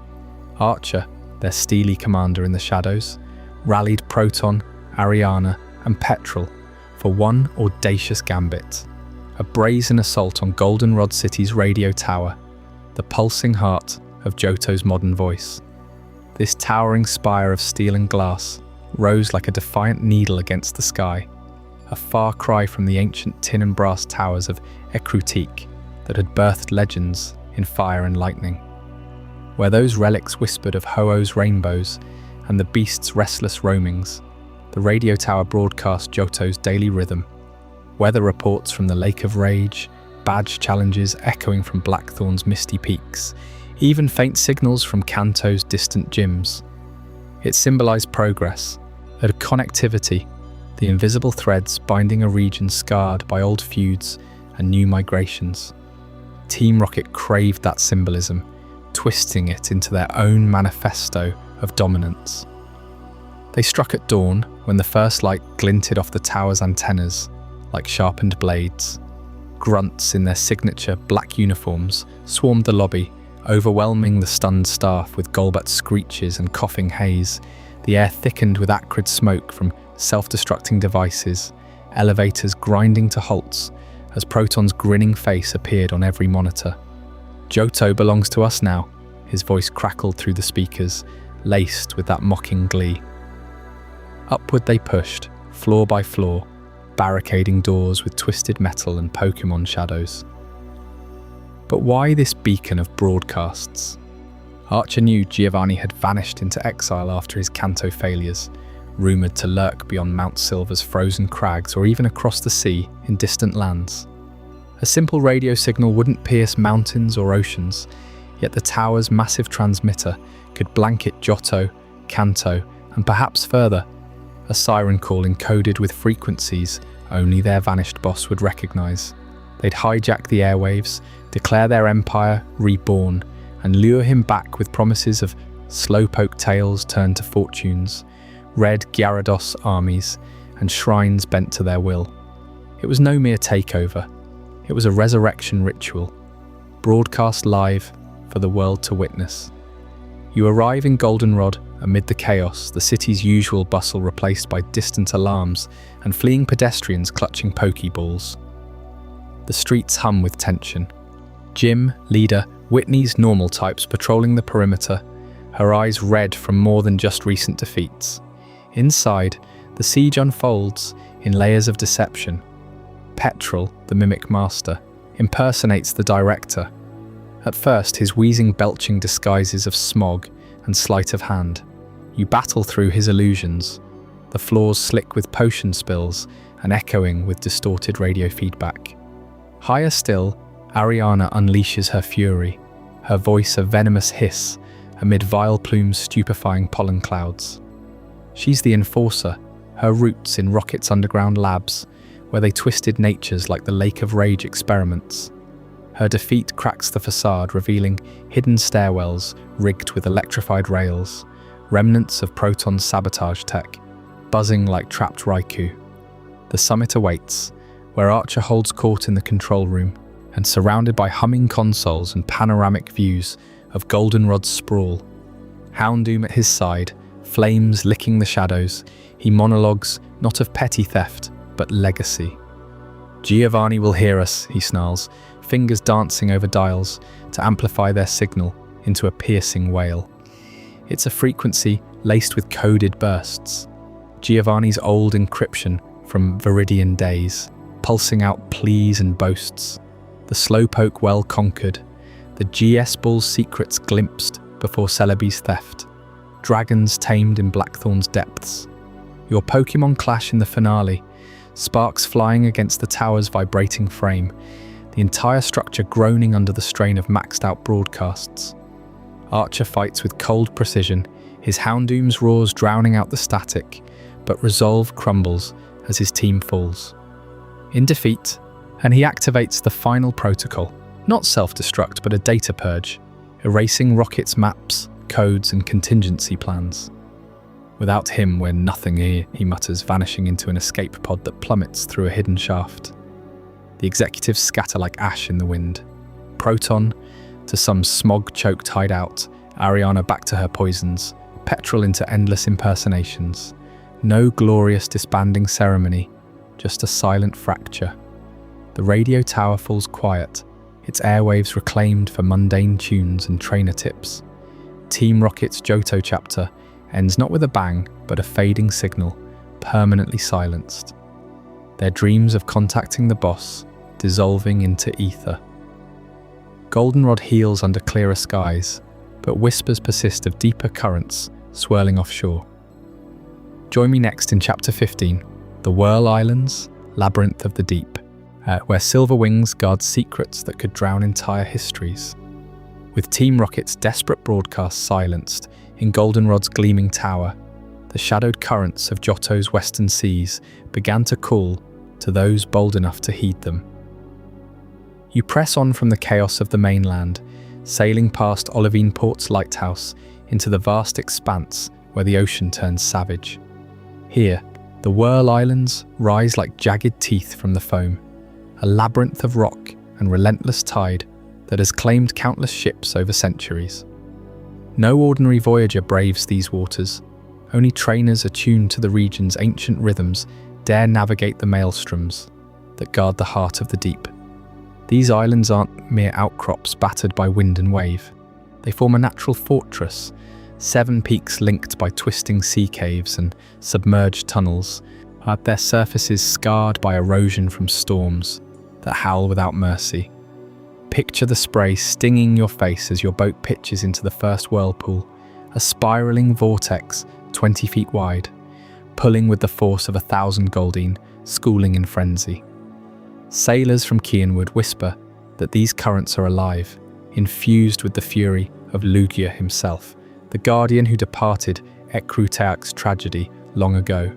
To slip through unscathed, you must read the tides like a map, etched in salt, entering at low slack water when the pull weakens, hugging the eastern lee of the outermost isle where eddies create fleeting safe passages. One wrong swell, and you're dragged into the undertow, your vessel splintering against barnacle-crusted cliffs hidden just below the surface. Deeper into the archipelago, the challenge sharpens, and the central channels narrow to choke points, where opposing currents collide, birthing standing waves that tower 10 feet high, their crests curling like the necks of enraged Gyarados.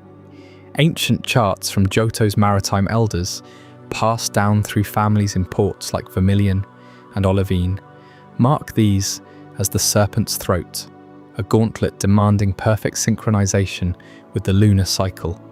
Full moon highs amplify the chaos, turning the sea into a churning mill. New moon ebbs offer the slimmest window when the whirlpools slow to a deceptive murmur. Trainers who've made the crossing speak of it in hushed tones, the metallic tang of ozone in the air, the thunderous roar drowning out cries, and that primal instinct urging you to turn back.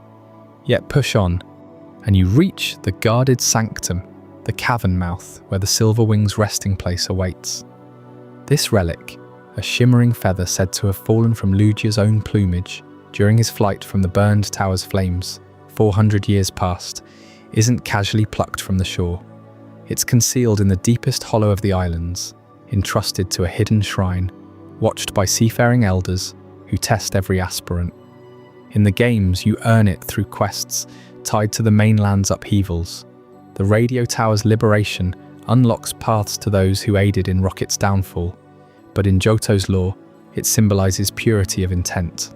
Clutching the silver wing, its iridescent glow pulsing like captured moonlight, as you descend into the true labyrinth, a warren of flooded caves where daylight fractures into blue-green shards, filtering through cracks overhead. The air thickens as you venture inward, heavy with the scent of brine and phosphorescent algae clinging to walls slick with slime. Echoes of dripping water amplify into a symphony of isolation, each step echoing back as if the stone itself breathes.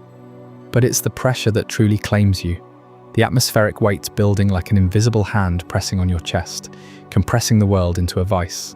Johto's maritime lore ties this directly to Lugia's slumber.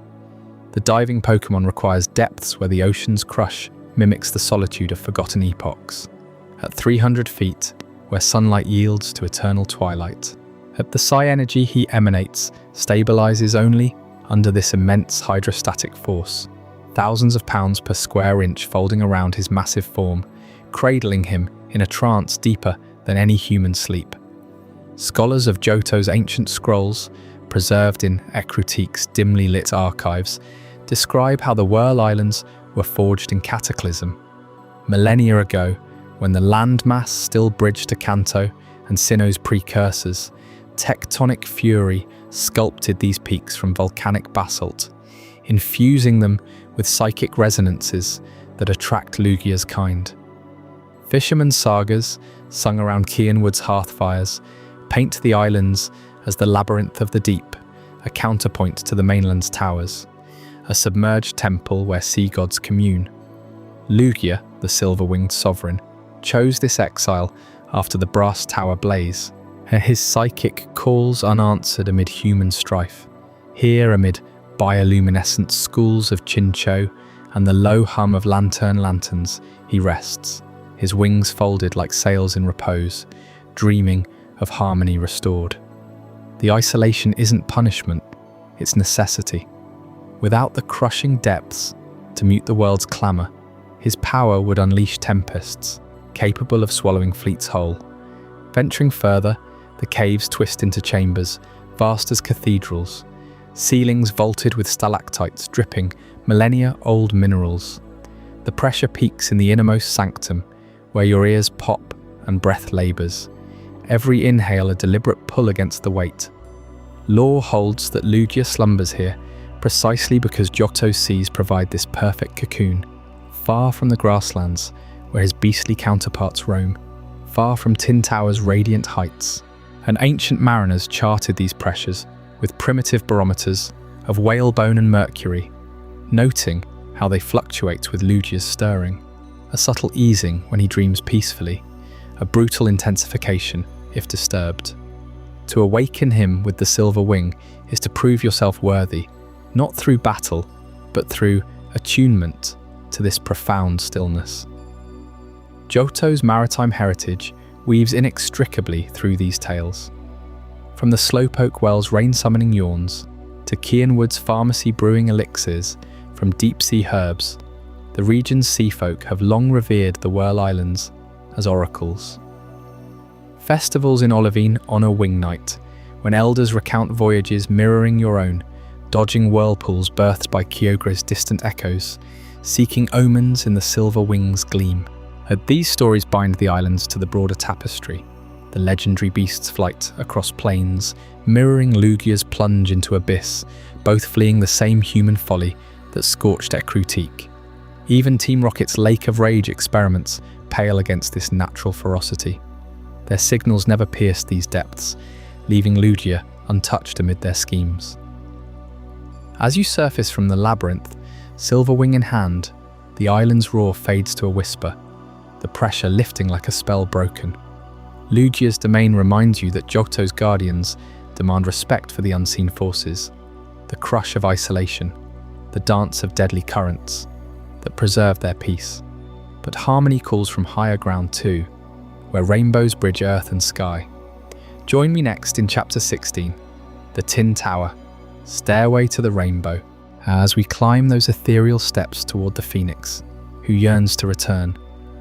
As the crushing depths of the Whirl Islands cradle Lugia in eternal silence, so do the soaring spires of Ecruteak City reach for the heavens, guarding the counterpart to that silver slumber.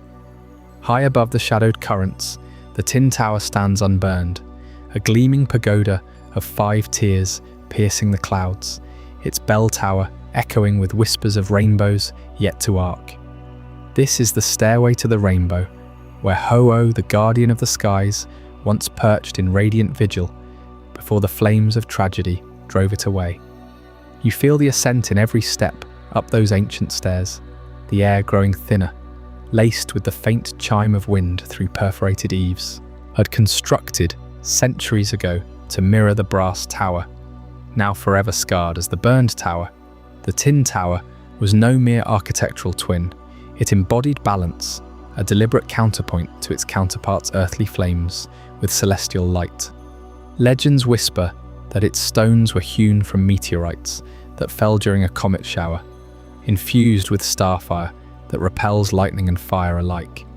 No blaze has ever touched it, not even during the cataclysm that birthed the legendary beasts. At the heart of this ascent lies the Rainbow Wing, a feather plucked from Ho-Oh's plumage, shimmering like solidified dawn. But it doesn't glow for just anyone.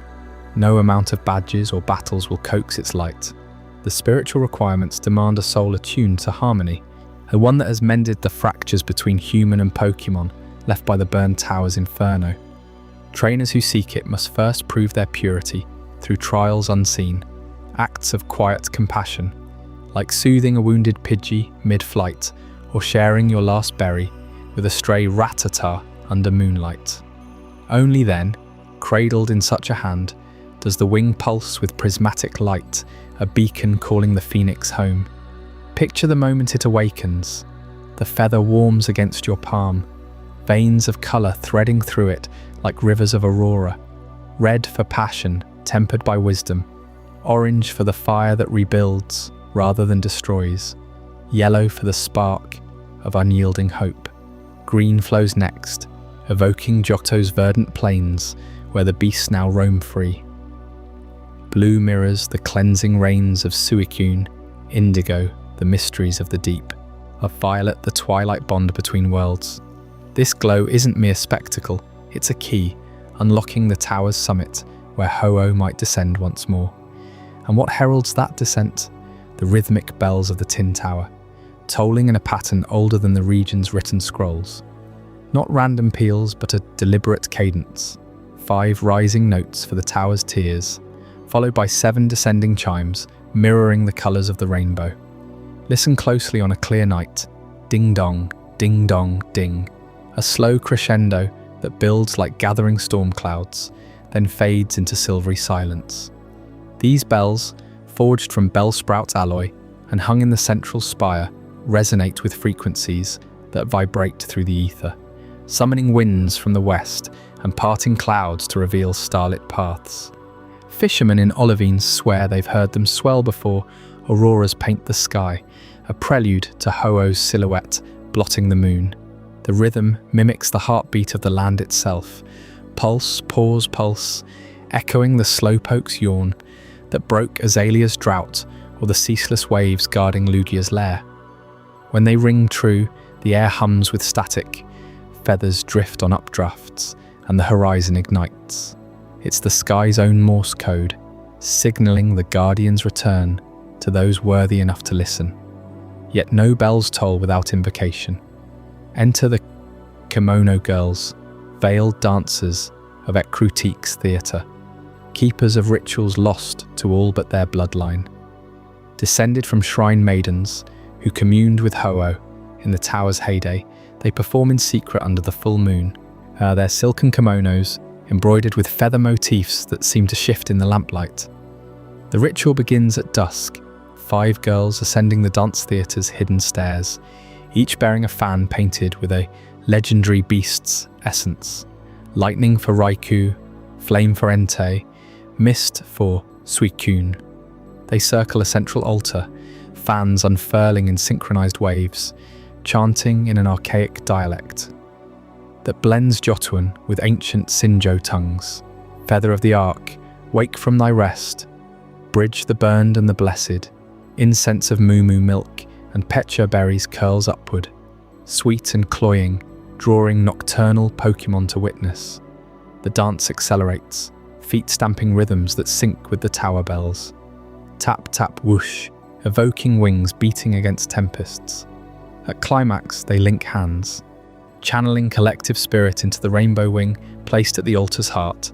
If the wing glows, the girls freeze in reverence, heads bowed as the bells respond, unbidden.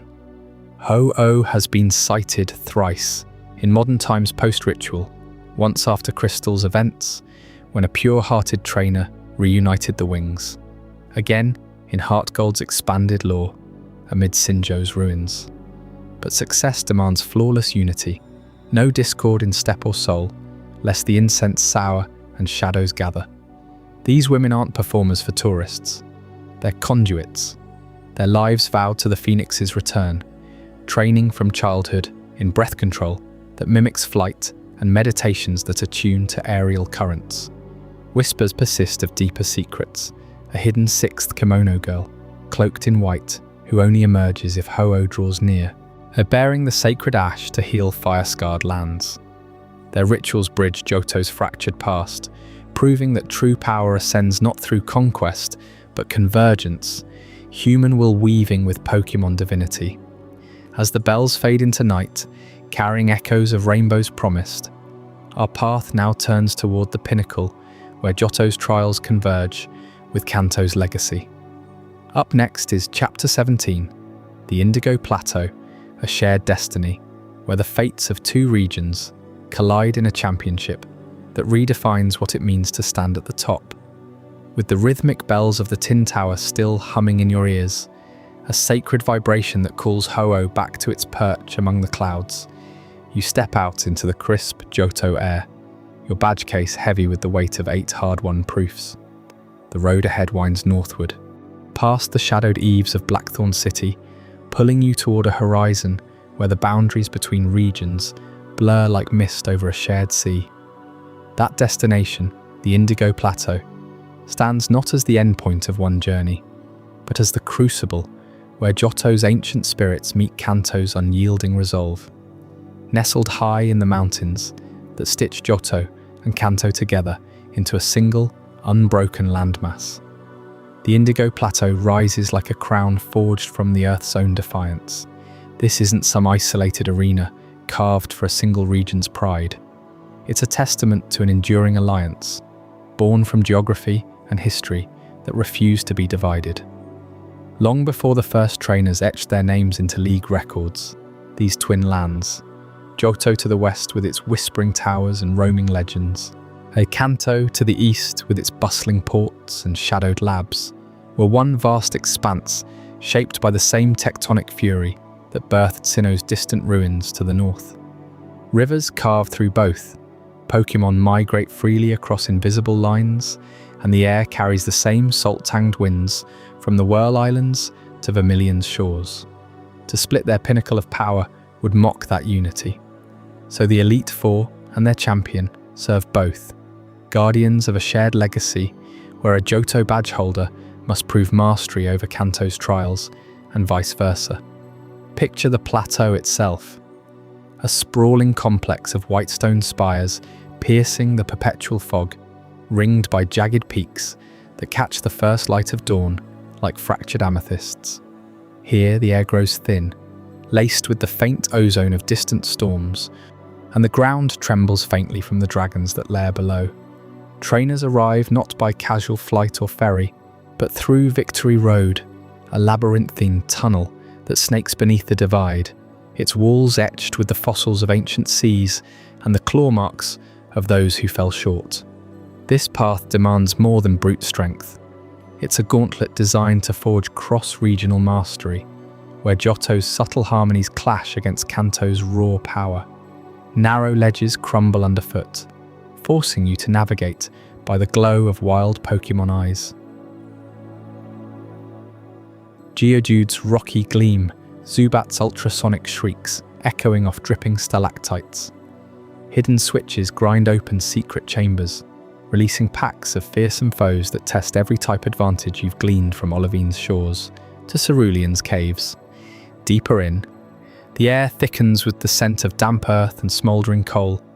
As coal-black graveler roll from shadowed alcoves, their explosions rattling your bones, you sidestep pitfalls that plunge into abyssal darkness, where the faint cries of lost Zubats hint at trainers who wandered too far, their dreams swallowed by the stone.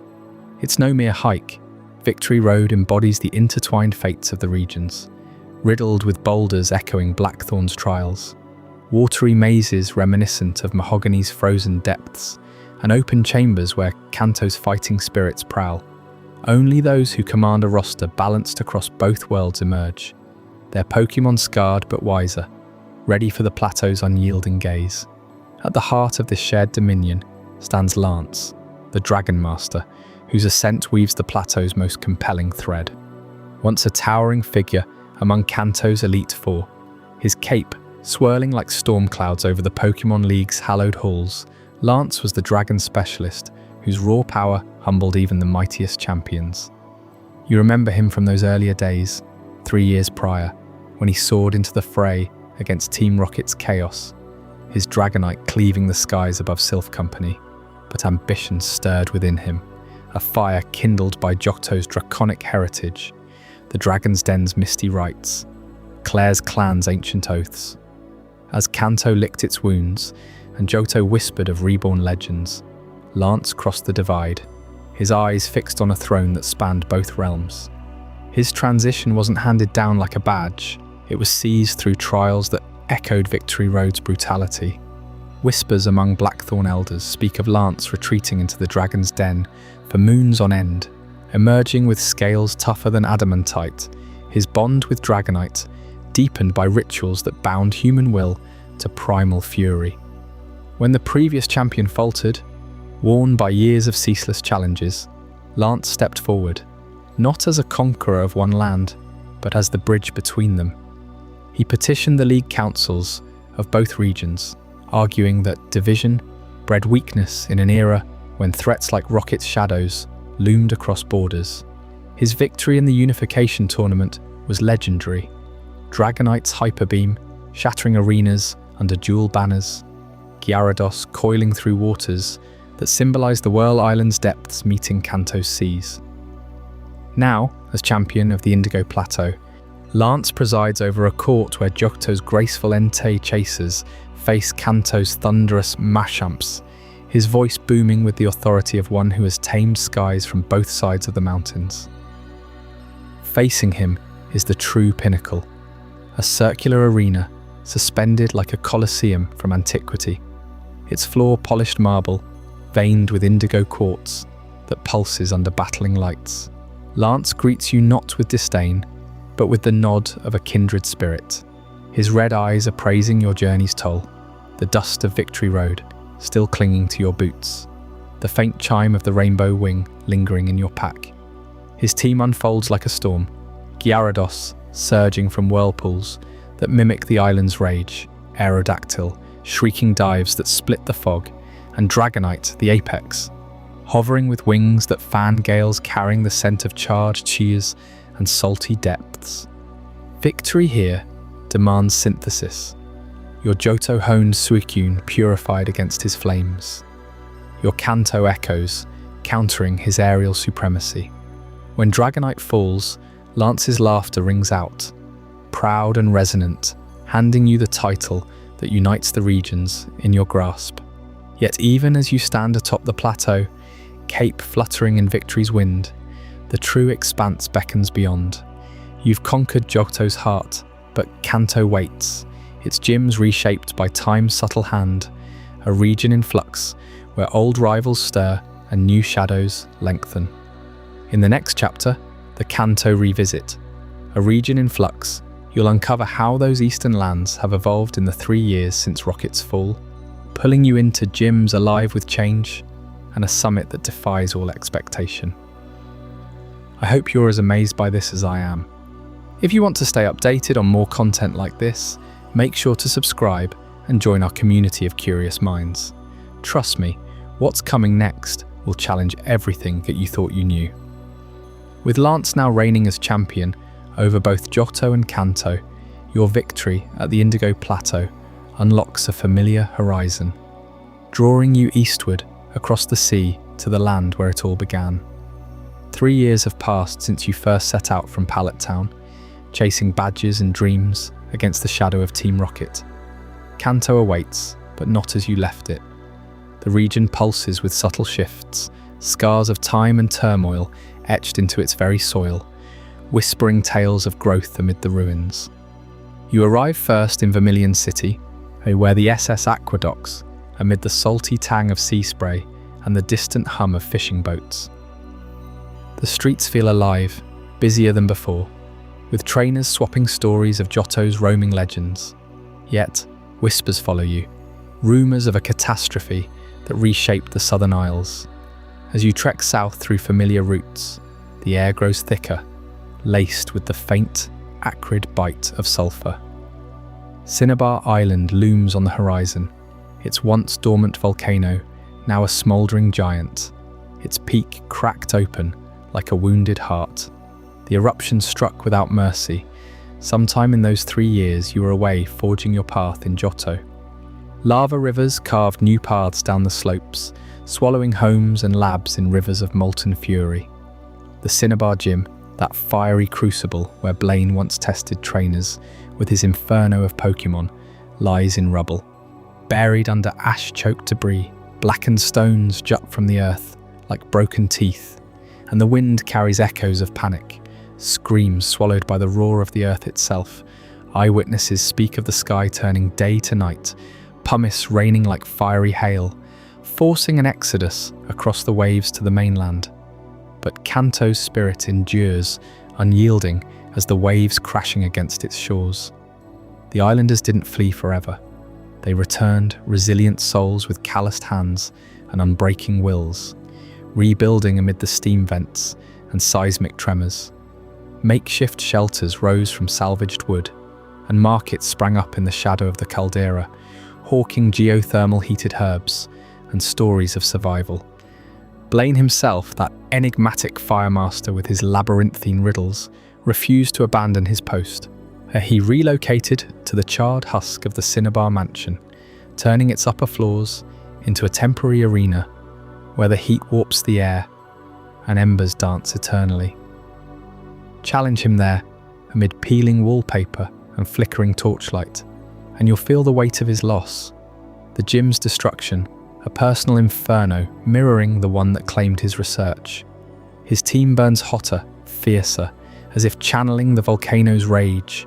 Arcanine howls through smoke-filled halls, Rapidash stamps embers into the floorboards, and Magmar exhales flames that lick the ceiling. Victory earns you the Volcano Badge, a molten emblem of rebirth, proof that from ashes, strength emerges sharper. These changes ripple outward, marking Kanto as a region in flux. Fuchsia City's Safari Zone, once a sprawling paradise of rare captures, stands abandoned, and its gates chained and overgrown with vines. Baoba, the grizzled warden, packed up his nets and blocks, hauling them west, to Johto's plains where he could start anew. Lavender Town's silhouette has shifted too. The Pokémon Tower still stands solemn against the mist, but its ghosts feel quieter now, as if time has soothed old wounds. Sylph Company gleams brighter in saffron, under new leadership that chased away Rocket's lingering spectres. And then there's Viridian City, heart of it all, where the final gym awaits. Its leader isn't Giovanni, that vanished kingpin, whose empire crumbled under your heel years ago. No, the gym now belongs to Blue, your old rival, the cocky kid from Pallet, who taunted you at every turn, his smug grin hiding a fire that nearly outpaced your own. Time has tempered him. Gone is the brash boy who raced ahead to badges and glory, only to stumble against the Elite Four. In his place stands a grounded force, broad-shouldered and battle-worn, his eyes sharp with the wisdom of defeats turned to triumphs. Step into his gym, and the air crackles with history. Blue's team is a symphony of evolution. Pidgeot slicing through spotlights with razor winds, Raiden quaking the earth like Cinnabar's fury, Alakazam weaving psychic storms that bend reality. He greets you not with taunts, but respect, his voice steady as he sizes you up. This is no longer the rival who mocked your losses. He's a gym leader forged in the crucible of 3 years wandering, training in seclusion, grappling with the void left by Giovanni's flight. Defeat him, and he steps aside with a nod, acknowledging your supremacy and his growth a mirror to your own journey from novice to conqueror. Kanto's transformation isn't mere backdrop. It's a testament to renewal. While you tamed Johto's beasts and towers, this region healed its fractures, its people rising like phoenixes from cooled lava. The paths feel more worn, the wild Pokémon fiercer, as if the land itself evolved in your absence. With all 8 badges reclaimed, Mount Silver beckons, but these changes linger, a flux that binds your 2 sagas. As Kanto's echoes fade, Johto reveals yet another layer of its expansive heart in the battle frontier and the Johto expansion. What hidden challenges and sprawling innovations await there, pulling you deeper into a world remade? As the dust settles from Cinnabar Island's smouldering rebirth and Kanto's gyms stand rebuilt under your watchful eye, yet you step back through the familiar veil between regions, your team battle-hardened from Red's silent vigil on Mount Silver's edge. Johto welcomes you not with rest, but with a thunderous evolution. A sprawling complex rising from the southwestern plains, where the sea meets endless grass under perpetual tournament skies. This is the battle frontier, Johto's bold riposte to a world of wandering champions, a monument carved from the region's unyielding competitive soul. Johto has always pulsed with that spirit, hasn't it? From the ancient dance of the Kimono Girls, echoing Ecruteak's towers, to the badge quests that pit young trainers against elders, like Chuck's unyielding fists or Price's glacial traps. But in the years following your triumphs, echoing the remakes that breathed new life into Gold and Silver, the lands swelled to meet a tidal wave of challengers. Trainers poured in from Hoenn's emerald shores, their minds sharp from pyramid puzzles and dome strategies, carrying tales of Stevenstone's Steel Empire and the frontier's original fires in faraway islands' shadow. Sinnoh's windswept plateaus sent their own legions too, hardened by Cynthia's draconic fury and Barry's relentless sprints, drawn by whispers of towers that tested not just strength, but cunning over endless streaks. Johto didn't flinch. It adapted, roots digging deeper into the earth like a Sudowoodo's desperate grasp. Baoba, that grizzled Safari Zone pioneer from Kanto's faded enclosures, had already paved the way, transplanting his wild preserves westward. Now, at the frontier unfurled beside them, 7 grand facilities orbiting a central stadium, each a forge for legends. The air hums with it even now, salt-kissed breezes from Cianwood whipping across open fields. The distant roar of engines from the factory's mechanical bowels, the faint chime of silver cymbals clinking in Victor's pockets. This wasn't mere expansion, it was Johto claiming its throne among regions, proving that harmony and havoc could coexist, that the land of beasts reborn from fire could temper the world's fiercest battlers. Step into the battle tower first, that towering spire piercing the horizon like a lance dragon's fang. It's no ordinary gym. Oh no, this is post-game purgatory, unlocked only after you've crushed the Elite Four, stormed Kanto's gates and tasted Red's pinnacle. Elevators whisk you upward through sterile corridors, levels blurring into a gauntlet of 70 floors if your streak holds true. But here's the hidden pulse, the mechanics veiled even from seasoned roamers like you. Each challenger scales with your victories, their teams laced with EV perfection. Items tucked away like smuggler's gold. Leftovers ticking life back into the fray. Choice bands locking moves into devastating repetition. Fall once and your streak shatters. Persist and silver symbols gleam. Gateways to gold prints that demand flawless runs against the frontier brains themselves. Picture the tower's core rhythm, that soft ding of ascension, the sterile white walls closing in, your rival's shadow materializing with a Salamence's wing beat or a Garchomp's sandstorm howl. Johto wove these trials from Hoenn's blueprint, the dome's trivia duels, the palace's luck-forsaken spins, the pike's underwater ambushes echoing Lugia's whirlpools, but infused them with local fire. Annabelle's ghostly phantoms in the tower evoke the burned tower's spectral regrets. Greta's earth-shaking quakes nod to Olivine's steel heart. Trainers from afar adapted too, swapping Hoenn's Tropius flocks for Johto's Tiflosian infernos, Sinnoh's Empoleon waves crashing against Suicune pure defences. The frontier became a melting pot, badges from distant lands traded like ancient relics, forging alliances amid rivalries that spanned seas. Yet beneath the spectacle lies Johto's genius adaptation. Goldenrod's radio tower had broadcast Rocket's folly.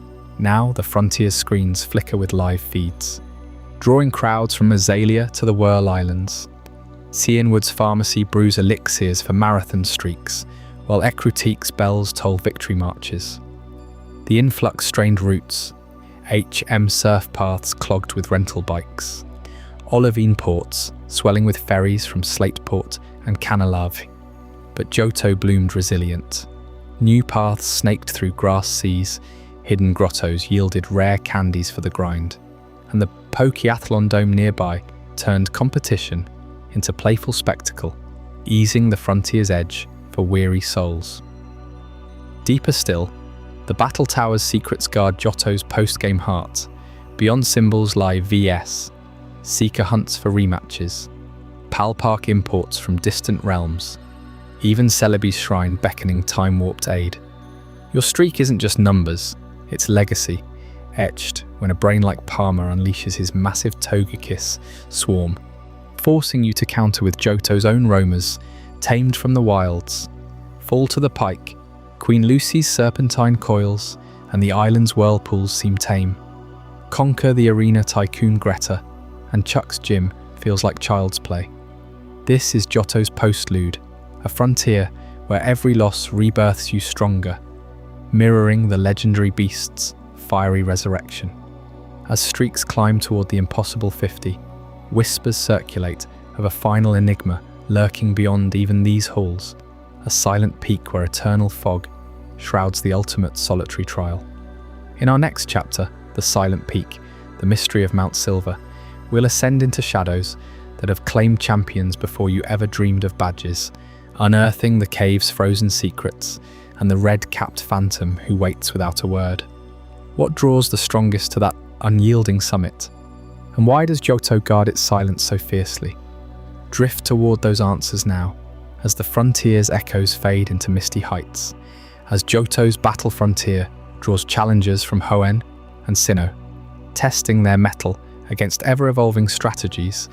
The region's ultimate trial pulls you far beyond those structured arenas, straight into the frozen heart of Mount Silver, the deadliest mountain on Earth, where silence reigns, and only the worthy dare approach.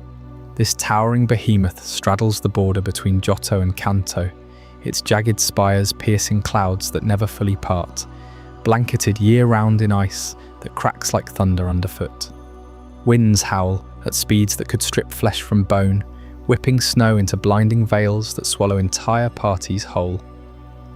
Avalanches rumble without warning, burying paths in seconds, while crevasses yawn open like the maws of ancient beasts, waiting for a single misstep. No sane explorer ventures here without stealing their soul first. Yet Red, the boy who conquered Kanto's gyms, toppled Team Rocket, and stared down legendaries without flinching, chose this forsaken summit for his exile. Why this peak above all others? Picture the weight he carried after his triumphs. Pallet Town's quiet fields felt too small, too tame for a spirit forged in endless battles. Kanto's bustling cities buzzed with reminders of his past, friends moving on, rivals fading into memory. He craved isolation that mirrored his unspoken burden, the loneliness of being untouchable, the champion who outgrew the world below. Mount Silver offered that and more. Its sheer hostility weeds out pretenders, and only those with unyielding resolve can summit its slopes. Red didn't just climb it, he claimed it as his throne, vanishing into the fog 3 years after his Indigo Plateau victory, words spreading only through hushed whispers from survivors who glimpsed his silhouette against the storm. Up there, time loses meaning. Days blur into nights under perpetual twilight, the air so thin it burns your lungs with every breath. Red trains in solitude, his Pokémon evolving alongside him, their roars echoing off ice walls like distant thunder. He speaks to no one, eats what the mountain provides, sleeps under stars that pierce the rare clear skies. This isn't retreat, it's refinement. The mountain's fury hones him sharper than any gym battle ever could, turning isolation into power. Trainers who reach him find not a faded hero, but a force of nature, his Pikachu crackling with electricity that lights the cavern. His team a gallery of perfected evolutions, each move executed with surgical precision, born from years of unrelenting communion with the wild. What makes Mount Silver thrive as a cradle for the rarest Pokémon defies the chaos below. At its zenith, altitudes exceed 4,000 feet, plunging temperatures to 40 below zero. Yet this brutal microclimate births wonders. Thermal vents hidden in the rock spew geothermal warmth, creating pockets of habitable fog where flora clings impossibly to sheer cliffs. Rare berries that boost hidden powers, drawing species that shun warmer lands. Larvitar hatchlings scuttle in rocky nurseries, their armor forged in the crushing pressure, evolving into Tyranitar that shake the earth with footsteps alone. Delibirds scour the blizzards for sustenance, their gifts a fleeting mercy to lost climbers. Miltank roam misty plateaus, their milk a legend among high-altitude nomads for staving off frostbite. Even legendary echoes linger, whispers of Articuno's wings cutting through gales, though it claims no permanent roost. This climate's alchemy lies in the balance. Ferocious cold thins the air, concentrating oxygen in those steamy vents, supercharging growth for Pokémon adapted to extremes.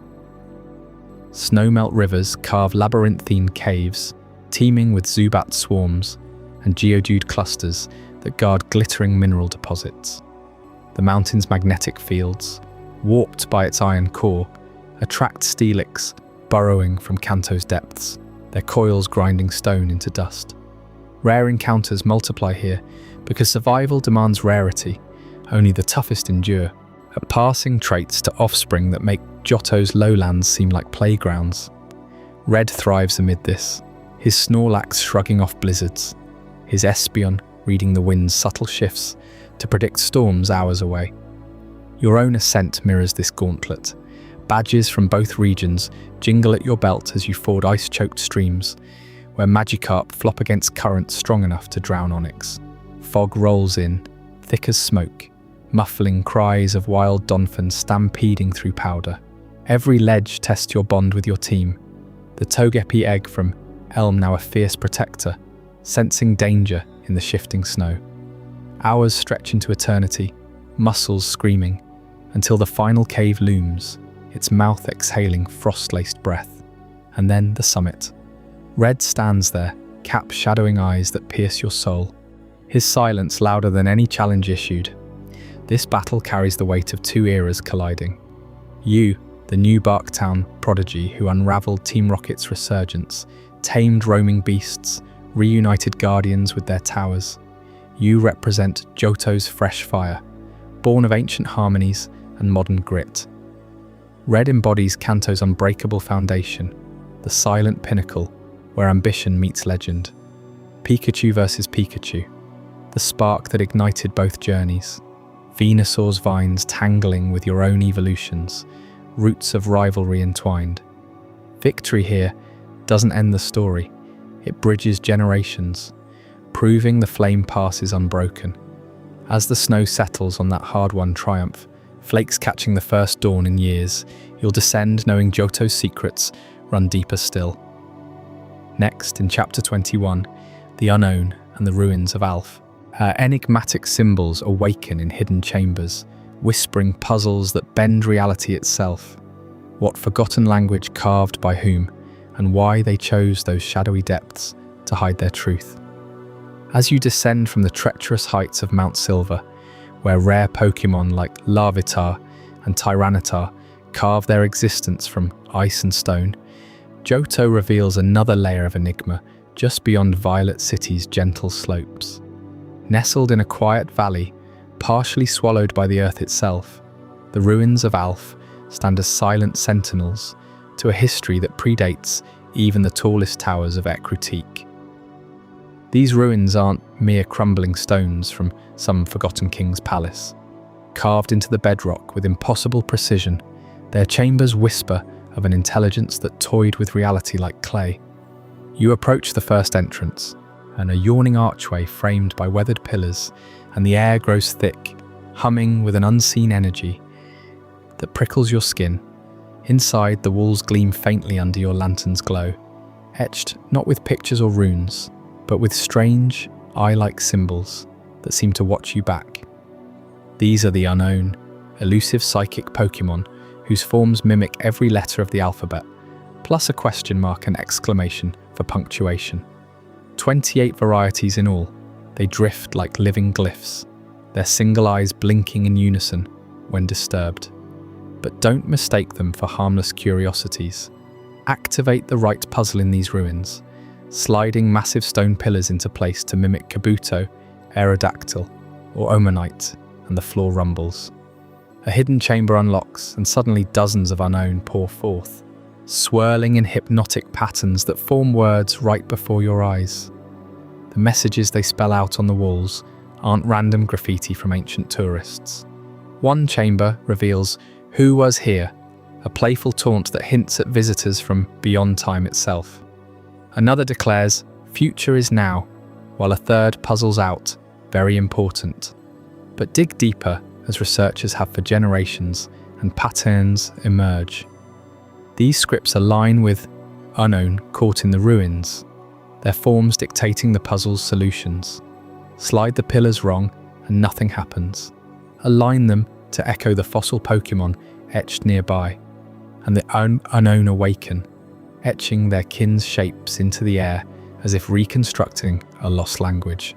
What drives this? The ruins of Alph weren't built by human hands alone. Legends murmur that the unknown themselves chiseled these halls eons ago, using their psychic might to bend stone and space. Feel the chill as you solve the Ho-Oh puzzle room, where golden light filters through cracks, mimicking the rainbow bird's wings. The unknown respond not with aggression, but curiosity, orbiting your Pokeballs as if appraising your worth. Capture one, and its kin scatter into hidden warps, vanishing into pocket dimensions only they can navigate. This leads us to the heart of Johto's deepest secret, the unknown's tie to the Pokémon world's very birth. In the dim glow of the Alph chambers, where dust motes dance like miniature stars, ancient murals partially obscured by time depict swirling vortices of letters. Arceus, the creator deity, is said to have shaped the universe from nothingness. But who forged the words of its laws? The unknown, those eternal scribes.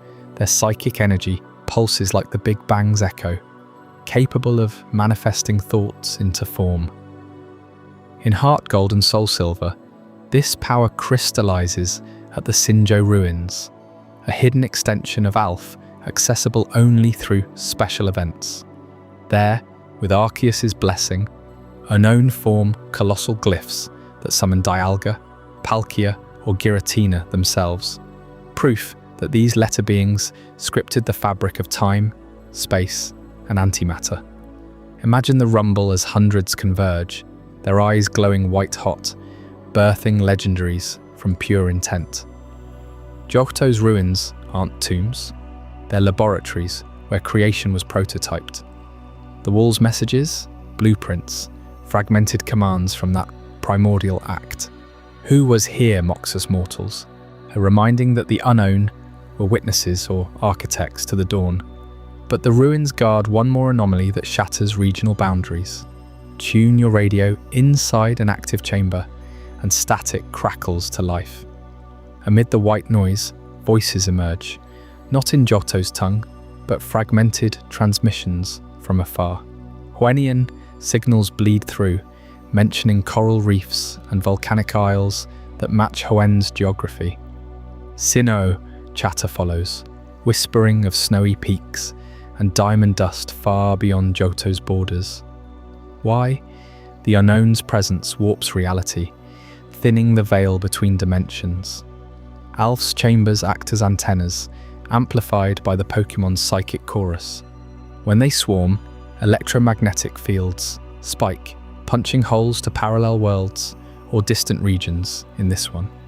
Hoenn's signals hint at shared oceanic origins, tying Whirl Island's Lugia to Kyogre's domain. Sinnoh's whispers connect to Mount Silver's chill, echoing Distortion World's rifts. In the remakes, this peaks during unknown hunts. Catch them all, 26 letters plus punctuation, and the radio barrage intensifies, as if the ruins approve your mastery.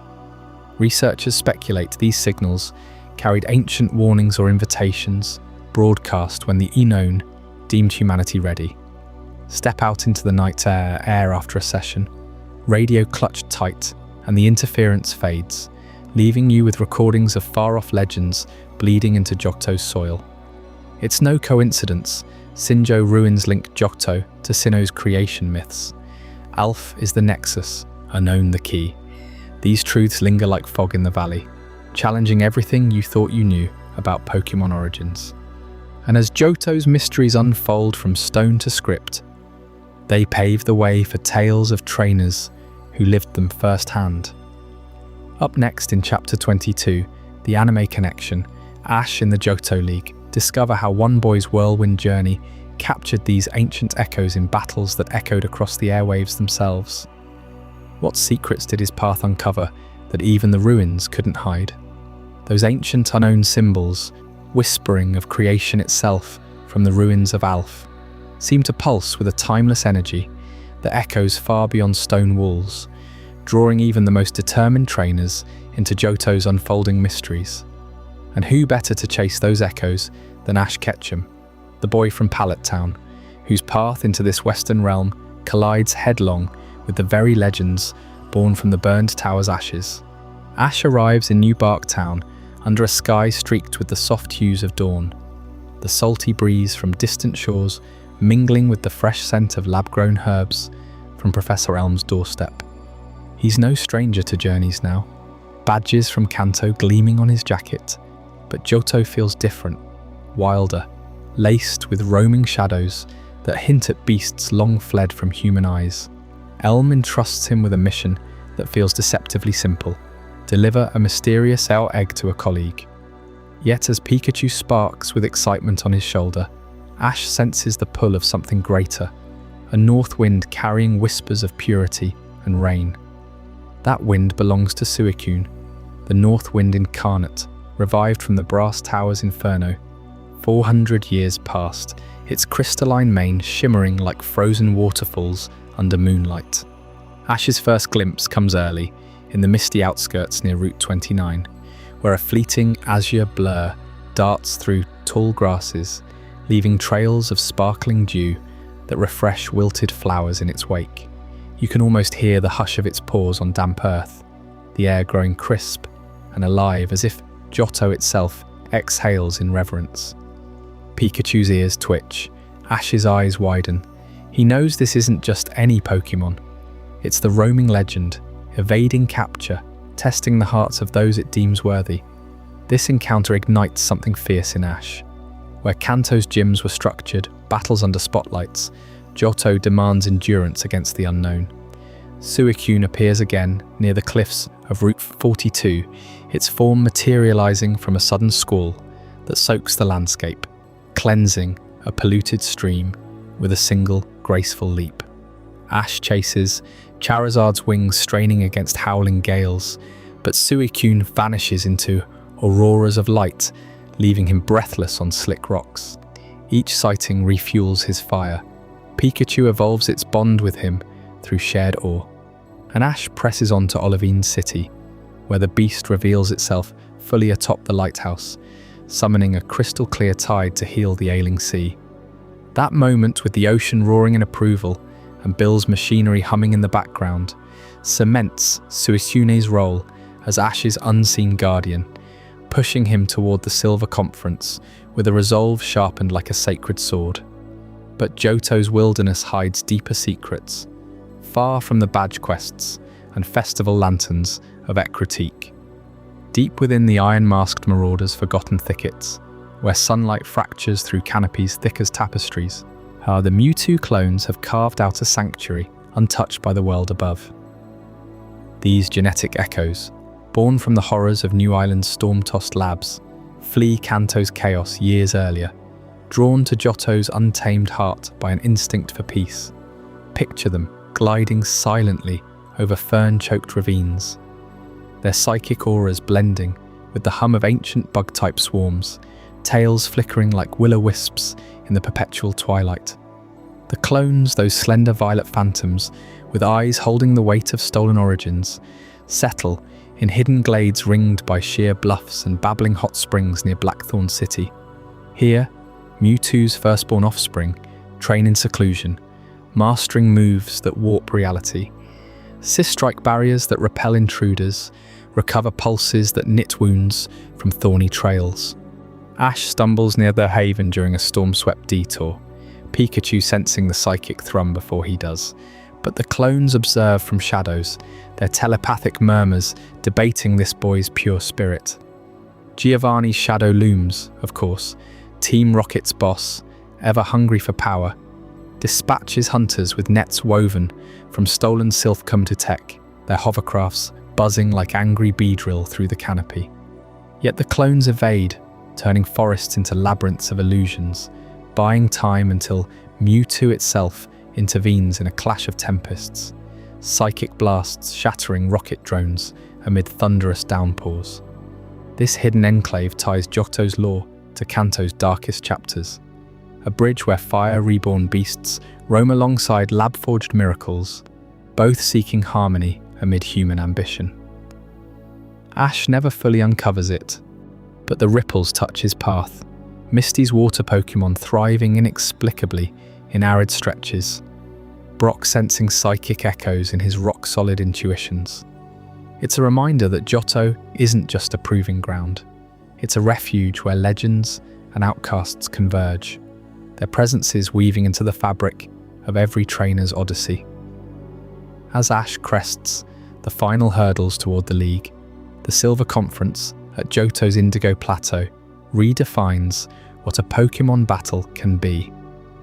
No longer confined to Kanto's modest arenas, this gathering swells into a spectacle of unprecedented scale. Tents sprawling across verdant plateaus like a canvas city under Ho-Oh's rumoured Rainbow Arc. Thousands converge, veterans from distant shores, rookies clutching fresh badges, even wandering coordinators previewing contests yet to bloom. The air thrums with the cries of Tauros stampeding in qualifiers, the metallic tang of Hyper Beam, scorch marks lingering on battlefields, ringed by cheering stands that climb into misty heights. What elevates the Silver Conference is its fusion of endurance and theatre. Preliminary rounds stretch across days, weather shifting from sun-baked duels to rain-lashed marathons echoing Suicune's gifts, forcing adaptations no Indigo League match demanded. Ash battles through brackets alive with diversity, Gary's evolved Arcanine breathing embers that paint the sky, Harrison's rare Hoenn imports, clashing with Johto natives in pyrotechnic fury.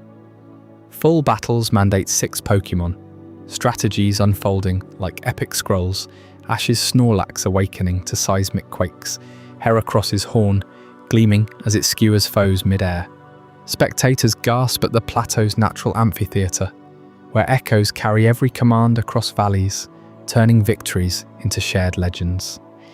The conference shatters old scales by honouring Johto's roaming spirit. Top 8 contenders face under floodlights, mimicking tin tower glows, crowds swelling to rival festival pilgrimages at the dance theatre. Ash falls to Harrison in semi-finals, but not before his Charizard claims a blaze of glory, the loss forging humility amid roaring applause.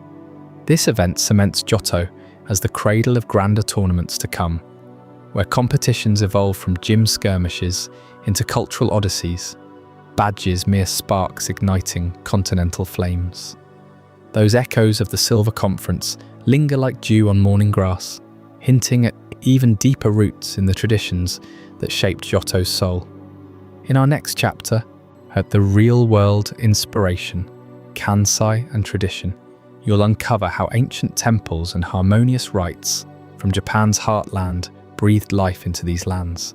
What hidden festivals and guardian spirits truly inspired the kimono girls' dances and the beasts' eternal roam. Drift toward that revelation now as the north wind calls you deeper into the night.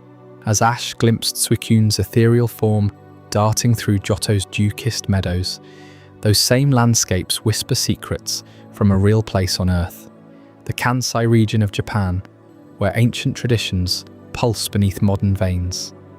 Johto wasn't born in a vacuum. Its cities and paths etch a near-perfect map onto Kansai's terrain, from the bustling heart of Osaka mirrored in Goldenrod City's gleaming towers and radio station, to the serene coastal vibes of Kobe echoing in Olivine City's lighthouse and port. Picture Goldenrod's department store frenzy, a direct nod to Osaka's electric shopping districts, like Shinsaibashi, where crowds swarm under neon glows, much like the magnet train's arrival stirs the platform. Venture west, and Ecruteak City rises as Kyoto incarnate, its twin towers standing sentinel over fog-veiled streets, while Violet City captures Nara's quiet reverence, with its own bell tower and gym evoking the ancient deer's sacred groves. Kansai's soul seeps into every cobblestone of Johto, but Kyoto's temples cast the longest shadow over Ecruteak. Those golden pagodas and moss-covered shrines, like Kinkakuji shimmering in still ponds, or Fushimi Inari's endless torii gates winding up forested hills, what inspired the Tin Tower's radiant spire and the burned tower's charred ruins. In Ecruteak, you climb the Tin Tower at dusk, Ho-Oh's rainbow wings said to grace the summit, just as Kyoto's faithful ascend paths to Kiyomizu-dera, where wooden stages jut over valleys and the air hums with incense and distant chimes. The dance theatre below, with its kimono girls swaying in elegant choreography, honours Kyoto's geisha traditions and seasonal festivals, their fans fluttering like cherry blossoms caught in spring winds. Even the ghostly whispers in Bell Tower's shadows recall Kyoto's yokai lore, spirits tied to ancient fires and lost harmonies. Much like the brass tower's blaze birthed the legendary beasts from tragedy's ashes, Nara's influence lingers softer yet profound in Johto's gentle wildlife harmony. Those free-roaming deer in Nara Park, considered divine messengers of the gods, bowing for rice crackers amid Tadaiji Temple's colossal Buddha. They infuse the region's vibe with a sacred coexistence, seen in Azalea Town's Slowpoke Well, where yawning tails summon rain like ancient kami blessings, or the herds of Stantler grazing near Ecruteak's edges, antlers silhouetted against twilight. Johto's paths brim with this unspoken pact between human and Pokémon. Deer-like Pokémon wandering without fear, evoking Nara's bow-legged seeker deer, nuzzling visitors under lantern-lit evenings. It's no coincidence Suicune, the North Wind's pure essence, purifies lakes in these lands. Kansai's traditions teach that nature's guardians demand respect, their presence a reminder of balance long before trainers ever arrived. And this cultural tapestry gained breath in a revolutionary way when Pokémon Gold and Silver launched in Japan 1999, introducing the world's first day-night cycle synced to your real-life clock. No longer did Pokémon worlds freeze in eternal daylight. Now, as your afternoon faded into evening, Johto transformed. Hoot Hoot emerged only after sunset, their piercing calls piercing the growing dusk, while daytime Espeon and nighttime Umbreon split from Eevee's evolutions based on the hour you checked the PC. Gym leaders like Morty in Ecruteak's dim gym became nocturnal fixtures, his Gengar lurking in shadows that deepened with your local time, making every play session feel alive, personal. Players worldwide adjusted sleep schedules unconsciously, venturing out at dawn for Chikorita in grassy roots bathed in first light, or midnight runs through Ilex Forest where nocturnal bugs chirped under starlit canopies. This cycle shattered the static RPG mold, weaving Johto's traditions into your daily rhythm, temples aglow at twilight, deer paths silvered by moonlight, teaching a profound lesson on time's gentle flow, much like Kansai's seasonal haiku poets who revered fleeting hours. Farmers in Johto's outskirts rose with the sun for Tauros herds, their bells tinkling like Nara's temple chimes, while night fishermen off Cianwood cast lines for Chinchu under phosphorescent waves, the pharmacy's lanterns flickering against sea spray. The cycle deepened immersion, missed the daytime window for Whitney's mill tank, and you'd wait till tomorrow, mirroring real-world patience honed in Kyoto's meditative gardens. Crystal version amplified it further, with bug-catching contests tied to afternoon slots, luring kids to National Park's sun-dappled fields, nets poised for Sither's swift dashes. Players spoke of Johto time, how the clock made roaming beasts like Raikou feel unpredictably alive, thundering across plains, only under cover of stars, their electric trails lighting distant horizons. Even breeding mechanics bowed to the sun's arc, eggs hatching faster in the warmth of day, slower in night's cool embrace, tying life cycles to celestial ones. A subtle homage to Shinto beliefs in Amaterasu, the sun goddess whose light nurtures harmony. For the first time, Pokémon felt ephemeral, tied to your world's spin, transforming Johto from a map into a living tradition where Ecruteak's towers pierced alternating skies, and Nara-inspired deer grazed through shifting hours. Or these threads of Kansai's enduring spirit, temples that outlast empires, deer that embody Kami's grace, and a clock that bends games to nature's tempo, set the stage for Johto's deepest truth.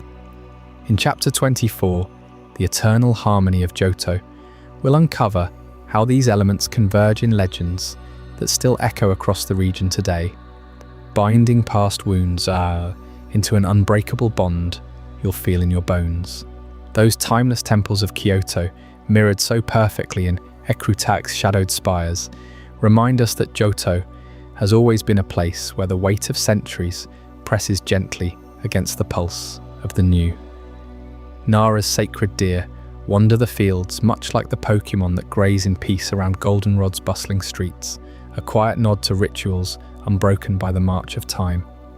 Yet Johto thrives not in stagnation, but in that delicate tension, the eternal harmony between what was and what could be. Picture the brass tower as it stood before the lightning's fury, its wooden bones alive with the chatter of Pokémon, drawn to its warmth like moths to a lantern. In an age lost to whispers, a single bolt from the storm gods rent the sky, swallowing the tower in flames that danced wild and unforgiving. From the ashes, 3 spirits rose, reborn not in vengeance, but in restless guardianship. Raikou, thundering across the plains with electric fury. Entei, a blaze that scorches the earth yet warms the weary traveller. Suicune, pure as the first rain, purifying the tainted waters of a world scarred by strife. Ho-Oh, the rainbow-winged sentinel of the Tin Tower, watched in sorrow as harmony shattered, fleeing to the heavens alongside Lugia. The silver leviathan of the Whirl Islands, their departure a lament for the bond between humans and Pokémon frayed beyond repair. That ancient tragedy lingers in every stone of Ecruteak, where the the kimono girls still sway in the dance theatre, their silk robes whispering tales of dances older than the cities themselves. Tradition here isn't a relic, it's the heartbeat. In Azalea Town, 400 years past a drought that cracked the earth like old pottery, a lone slowpoke yawned wide, summoning clouds that wept relief over parched fields. The Well of Slowpoke stands today as a shrine to that miracle, its damp echoes carrying the slow drip of water that once saved a town from oblivion. Venture to Cianwood, where the pharmacy's herbs, brewed since 500 years ago, mend wounds, both fresh and forgotten. Guarded by Chuck's unyielding fists in a gym that blends martial antiquity with the salt spray of the sea. But Johto doesn't cling to these echoes in isolation. Modernity weaves through them like vines reclaiming a temple ruin. 3 years after Kanto's shadows lifted from Team Rocket's defeat, Professor Elm hands you not just a Pokédex, but a mystery egg in the misty dawn of New Bark Town. A fragile promise of life that hatches into Togepi, the first of its kind to greet the world through your care. Gold and silver ushered in the clock's tick, syncing Johto's days and nights to your own, where nocturnal hoothoots call under starlit skies and daytime bellsprout sways in the sun. Crystal added the pulse of Celebi, the time-weaving guardian who slips through history's cracks to thwart Giovanni's clawing return. Archer's radio waves cadenced in the depths of Slowpoke Well. This push and pull defines Johto's soul. Baoba, the Safari Zone's grizzled warden, hauls his nets from Kanto's shuttered gates to Olivine's shores, turning wild hunts into a new frontier. The Pokémon Tower morphs into a radio tower, piercing Goldenrod's skyline, broadcasting dreams across the waves until Rocket's shadow creeps back. Even the Battle Frontier, that glittering challenge drawn from Hoenn's winds, finds fertile ground here, trainers from afar testing metal against Johto's tempered steel.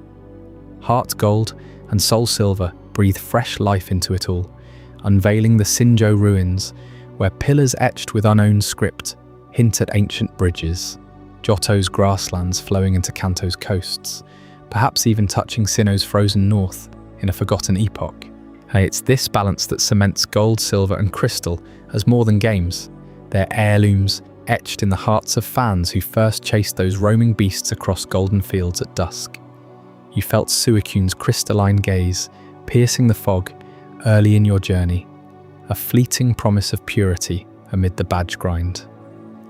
Lance awaits at Indigo Plateau, his dragon's roar echoing the region's mythic fire, only for you to cross into Kanto once more, Giovanni's empire crumbling not by force, but by quiet disbandment.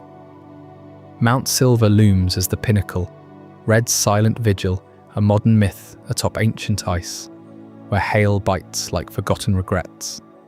In the anime, Ash arrives at those same New Bark shores, Professor Elm's lab aglow with possibility, his path crossing Suicune's ethereal trail through meadows heavy with evening dew.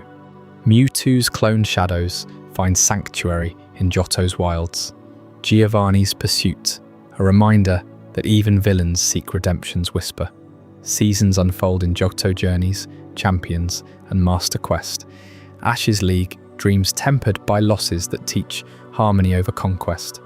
Why does Johto linger like a half-remembered dream, the most atmospheric region for these midnight lore dives? Its air carries the scent of incense from Ecruteak's lanterns, the distant crash of Whirl Island's tides, the soft patter of rain summoned anew. Tradition cradles you, the legends roams pulling you into endless plains, lore layered like fog over the ruins of Alph. Modernity quickens the pulse just enough. The eggs hatch, the clocks turn, to keep you wandering without haste. No region matches this serenity, where history unfolds, slow as a slowpoke's yawn, and inviting sleep to claim you amid the harmony Ho-Oh yearns to restore. Johto endures because it mirrors us, rooted deep in the past, reaching toward tomorrow's light. The beasts still roam unseen but felt, guardians of a balance that time itself can't unravel, as the towers stand twin sentinels. Against the horizon, so does this region stand eternal, in Pokémon's grand tapestry. What did you think of this journey? I'd love to hear your thoughts in the comments below. If this changed your perspective or taught you something new, consider subscribing for more mind-expanding content. And if you know someone who would find this as fascinating as you did, share it with them. These are the kind of conversations that matter.